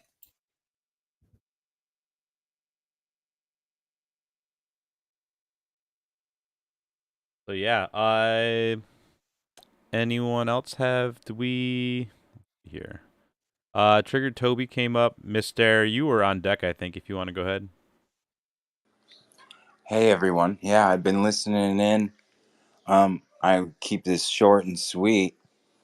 I noticed that there's like 6 listeners that might be other listeners. I don't know what that means, if they're anonymous or not. But after listening to the Hildegard thing the other night with Bob, which was super awesome, despite some technical stuff. Hang on, bud. After thinking about it, it makes total sense why we have all these, and this is kind of way off topic, but why we have these people worshiping Saturn and all this stuff. If the firmament or the Gaussian surface being solid, that being like the furthest part of it. I had a really cool meditation about it. But what I would say to those at the bottom listening anonymously, whatever, I think now is the time to kind of join in on this. There's a lot of truth and a lot of love to be spread here. A lot of science, which is super cool, gaining further understanding about where we are and what this place is. And you heard Run Boston talk about, I think, what you would call instantaneous action at a distance through the ether. It's just a really amazing time to be present and be involved, and I'm really grateful for all of you. Yeah, I'm gonna put the boy down for bed, but I've really been thinking about that a lot, that Hildegard model, and kind of just meditating on this idea of what the firmament would be and what the planetary motions would signify in that and everything. And when you really start to think about it, I got a really deep inner knowing about the whole thing. And now's not the time to go into it, but yeah, I'll try and share my thoughts about it more so at an appropriate time. But yeah, I'm grateful for all of you and great topics and everything. I've only been listening in for a little bit, but yeah, keep up the good work, you guys. Thank you. Man, it's always good. Love. It's always good to hear from you, Mister. I'm glad you popped up. I'll make a closing remark. I've been in this for 2 years, and I thought it was kind of weird, different, awkward, silly. I even questioned myself, what the heck? What am I thinking to go against the globe, the spinning Earth model, which, we're all indoctrinated with. But as time passed and as I investigated and held, two ideas at the same time, I started to realize how foolish and how many holes there were in the heliocentric theory, because it is a theory. And you know what? Liliana said something a little bit earlier about this, but I'll close by saying I'm a better person, stronger person. I have a better capacity to show empathy, to show patience, to show people grace, to love other people that are different than me. Like, I'm a way, way better person 2 years into researching flat Earth than me not ever have heard. I never had heard about it. I had no idea what it was. So if it ends up that I'm wrong, I've gained a ton, and I'll just laugh it off. I'll be like, oh my gosh, I can't believe there for a couple years I really thought the heliocentric model had nothing. But currently, it does have nothing. There's no proof. It's all pseudoscience. And if you're down there listening and you want to think I'm an idiot, that's fine. But what you can't do is you can't take away all the knowledge that I've gained listening to these legends speak, share their minds. It is true science. Real science is what they're sharing. And there's discoveries, many, many discoveries yet to be had when the heliocentric model basically says they've figured most all of it out. They know the temperatures, the distances, the orbits, and all that. But man, it's so fake and gay. That's all I got. I'm proud of everybody that's trying to look into the truth, because truth does matter. It's important. So much love, y'all. Hey, did you guys hear Candace say fake and gay? I just wanted to let you know that was personally us. Really? I don't know. I started the rumor. So. Yeah, I heard her say it, and I was just laughing. Yeah, that was us. That was the Flat Earth crowd. Yep. Well, I mean, it is true that it was shortly after she said she was investigating Flat Earth. That's pretty funny. Mr. President, you are always so full of grace, and you're such a great president, I swear. I'm so... Best damn president we've ever had. Yeah. Yeah, I love what...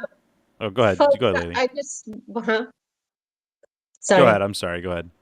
Sorry. For the people listening down there, just as the official ambassador, just wanted to maybe inspire you that if possible at all, support our teachers. They give us so much amazing content, and the least we can do is show our appreciation. In the Vedic tradition, when you show reverence and respect and appreciation for your teachers, you absorb knowledge better, and the whole cycle becomes way more productive. Like, the teacher is inspired, to teach more and teach better and teach with more joy, and students also learn better. So I just like to shamelessly beg on their behalf, because I think it would be great to just make them completely forget about rent and bills and all that stuff. And so any way that you guys can support our Aether lads, that would be so incredible. So anyway, love you guys. and so happy to be part of this lovely community. Thanks for the kind words, Liliana, and thanks for the vibe that you bring. You bring a lot of love and light, and I like your fearlessness. I like how bold you are to speak, the truth that you have. And I know you mentioned a lot that you're technologically challenged or that you don't know as much as the other guys, but it really doesn't matter what any one of us knows or doesn't know. What matters most is, are you hungry for truth? And whenever you find it, do you share it fearlessly? And you do that well. So much love to you. Oh, thank you. Thank you. Mr. was saying that you and I, Mr. President, you and I like the heart of the community, and all these other lads are like the brains, the head of the community. So I thought that was really sweet. Yeah, I heard that. Which would make me the toe, and I am proud to be a toe, because without it, you are out of balance.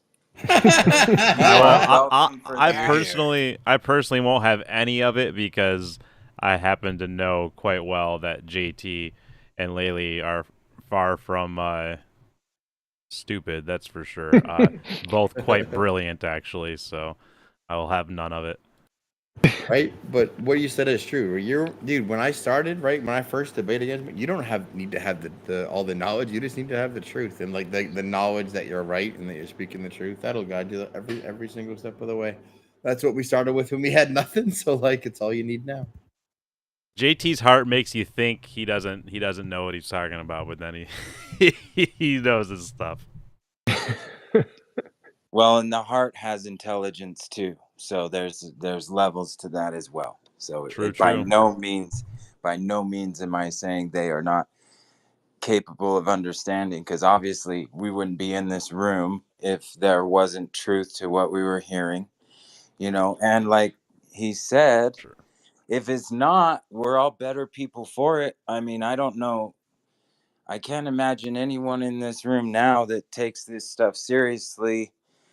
I mean, how many of you are slower to get angry? How many of you are more empathetic towards other people, regardless of how ridiculous their globy claims may be and how bad they might attack? You can watch the debates where, we've learned that it doesn't do any good to try and attack, because the truth doesn't need defending like that. It's It's like an ultimate character building exercise. I think a lot of us, I imagine, kind of have those moments when we got, especially when you first do your. It depends on the person, I'm sure, but you have those moments of just like I don't know, like doing it almost because people tell you that you shouldn't. Like you see the faux pas, the taboo of it, and so then you're like, okay, so clearly I need to at least look into this. There's like almost like a duty to look into it when you see how it's being tabooed. And then like once you pick up that taboo and you kind of like pick up that that reason for people to have disdain for you or whatever, from then on it's a nonstop character building exercise. I 100% agree. I thought that was a really great point, JT, that even if I found out I was wrong tomorrow, like for whatever, I don't know what that would entail, but let's just say I found out for sure NASA goes to space and everything, like it would be an ego hit for sure to an extent, like not that that's what I try to make this about, but there's no denying that. But then at the end of the day, once I like figured it all, took it all in and stuff, I would look back at it all and be like, well, I sure learned a lot. Like no matter what's I'm clearly more educated on this topic now than I ever would have been before I did this investigation, and all that character building along the way, being told that I don't know this and I don't know that and I'm an idiot and blah blah blah. Dealing with that all the time definitely has a certain there's a silver lining in that it kind of trains you to take other things, take offense much more slowly. We'll put it that way. Absolutely, brother. Well said. Thanks for sharing that. And it's funny that you used the word taboo just then, because I had in my brain queued up, I was going to have people go to two places. So write this down, make a little note. check out Taboo Conspiracy if you haven't. That guy is very educated. He has like 6 or 7 kids. I don't know the actual number, but he's a family man. He puts out great content. And I was also going to point people to Stone. Just because he's not on YouTube doesn't mean, you don't need to check out his stuff. So go to BitChute and just search Man of Stone. It'll pop up. All his stuff is fantastic. So that's what I wanted to plug.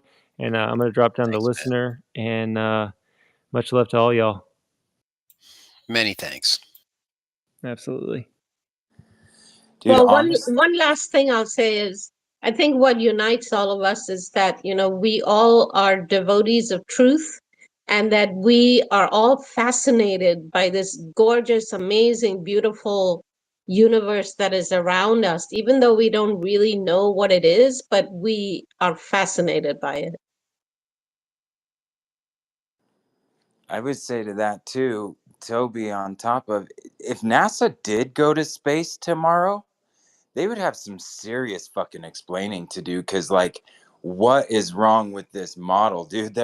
We've been picking this thing apart for years now, and like, there is a whole bunch of holes. Like, I think they would really have to explain how they would make that happen, because you guys are breaking their papers down every single week. Like, how are they going to explain all of that? Like, I would, yeah, that's so, that doesn't even feel like a possibility in my mind, honestly. Next year when they send you to space, you'll see, dude. Yeah, Dude, it was hard to even do that thought experiment. Like, what would it even be, right? Like, NASA's going to space, I guess. I don't know. Like, I guess that would be an ego hit. Not really. Dude, I would more just be like, actually what? said that. Really? They were like, I lose, but you'll see, stupid flat earther, next year when they send you to space. I was like, oh, well, you got me. That's it. It's bizarre. You know what? bizarre. You're probably right. NASA has set this decade by decade trend that the more technologically advanced we become as a species, the harder it is to get back to the moon. And it's something they aced on the first trip. Must be the 50 inverse years square ago. law thing coming back to bite them, you know what I mean? No, it's that analog Amazing unks down at Stone. NASA headquarters. I would think you would know better than anyone that it's just that those analog tubes, you just can't quite get the same value out of a digital chip, They lost that technology, so. Dude, it's inversely proportional to how much tech you have to how hard it is to get back to the moon. You remember that graph about fuck around and find out? Well, it's actually a parabolic curve. Yeah, it's exponential. Anyway. Yeah, they're just learning so much that every time they think they have a new way, they're like, oh, we figured it out, an even better way. And they're like, all right, we're going to do it. We're going to build our new, better way to go to the moon. So they're like, wait, this is an even better way. And then they start that new, even better way. We're going to show that to you in 5 years. Well, and for anyone who is like still holding on to any kind of globe model or NASA worship, the tell is in the suit. Like, they have a fabric suit with zippers in space. Like, space zippers, though, to be fair. Dude, I don't give a shit like how good Nike's doing, bro. Like, no way. It's in the suit. Vacuum retardant space. Those are space hardened zippers, bro. I've been skating for a lot of years. I'll blow a zipper out on a bad kickflip. They're not. No. I mean, you think about like trying to water seal something, and you can't even. It's so hard just to even water seal something, let alone 10 to the negative 17 torr sealed something. Dude, just think about, would you trust your crotch to the vacuum based on that zipper? Anyway. Yeah, so on that note, any final thoughts, anyone? Any questions or anything else anyone wanted to pitch in? No, like, but that's a good meme. It should say, "Do you trust NASA with your nuts?" And then have a zipper. Dude, it's like, if this doesn't work, all of your body will get sucked out to space via your nuts. Are you ready? That's blown out to space. Sorry, you're correct. We should do that and play the clip of the one time they tried to test a spacesuit in a vacuum. And it failed immediately, and the guy almost died. Yep. Yes, I can feel the saliva in my mouth boiling. Not a good sign. Yeah, that's a great It's idea. like, You said you're gonna play out with that, Alan? I'm not, but somebody should. I don't know. I have to find it. If you can find it, I'll do it. But yeah. So in closing, we're gonna wrap up here. So check us out tomorrow for Flat Earth Fridays. Shane and I will be streaming that, and then Monday, Bennett's gonna pick it back up again and do the Alpha Hildegrad model part 2, part 3, really, depending on which canon you follow. And and then Tuesday, I'll be doing a presentation on relativity theory and the Sagnac effect and how they're grossly incompatible. And we'll be getting very specific. We'll be going over the technicals of it, and we'll be reading right from the source material itself, right from Big Ein himself, and see what he has to say on the whole matter. So we're gonna get settled up on that, and then let's see. Tuesday, Then we'll do another. Yeah, it'll die again. Oh, actually, there'll be some mutual exclusive claims for coming out of the GPS arguments. So tune in Tuesday for new GPS arguments. We're gonna claim. I'm gonna claim mutual exclusivity on a flat Earth on the use of GPS. Now I know, like, oh, but isn't it just towers or whatever? Like, yeah, awesome. But you know, there's more technical stuff to get into, and I think I got a good argument to put forward. So check that out. Over the ocean. Nice. Yeah, definitely check that out. And if you happen to miss it, then you can catch him on Earth Awakenings that following weekend. But that's pretty much everything. So thanks everyone for listening in, and everyone take care. Much love, and yeah, thanks for being here. Go ahead and end the old space.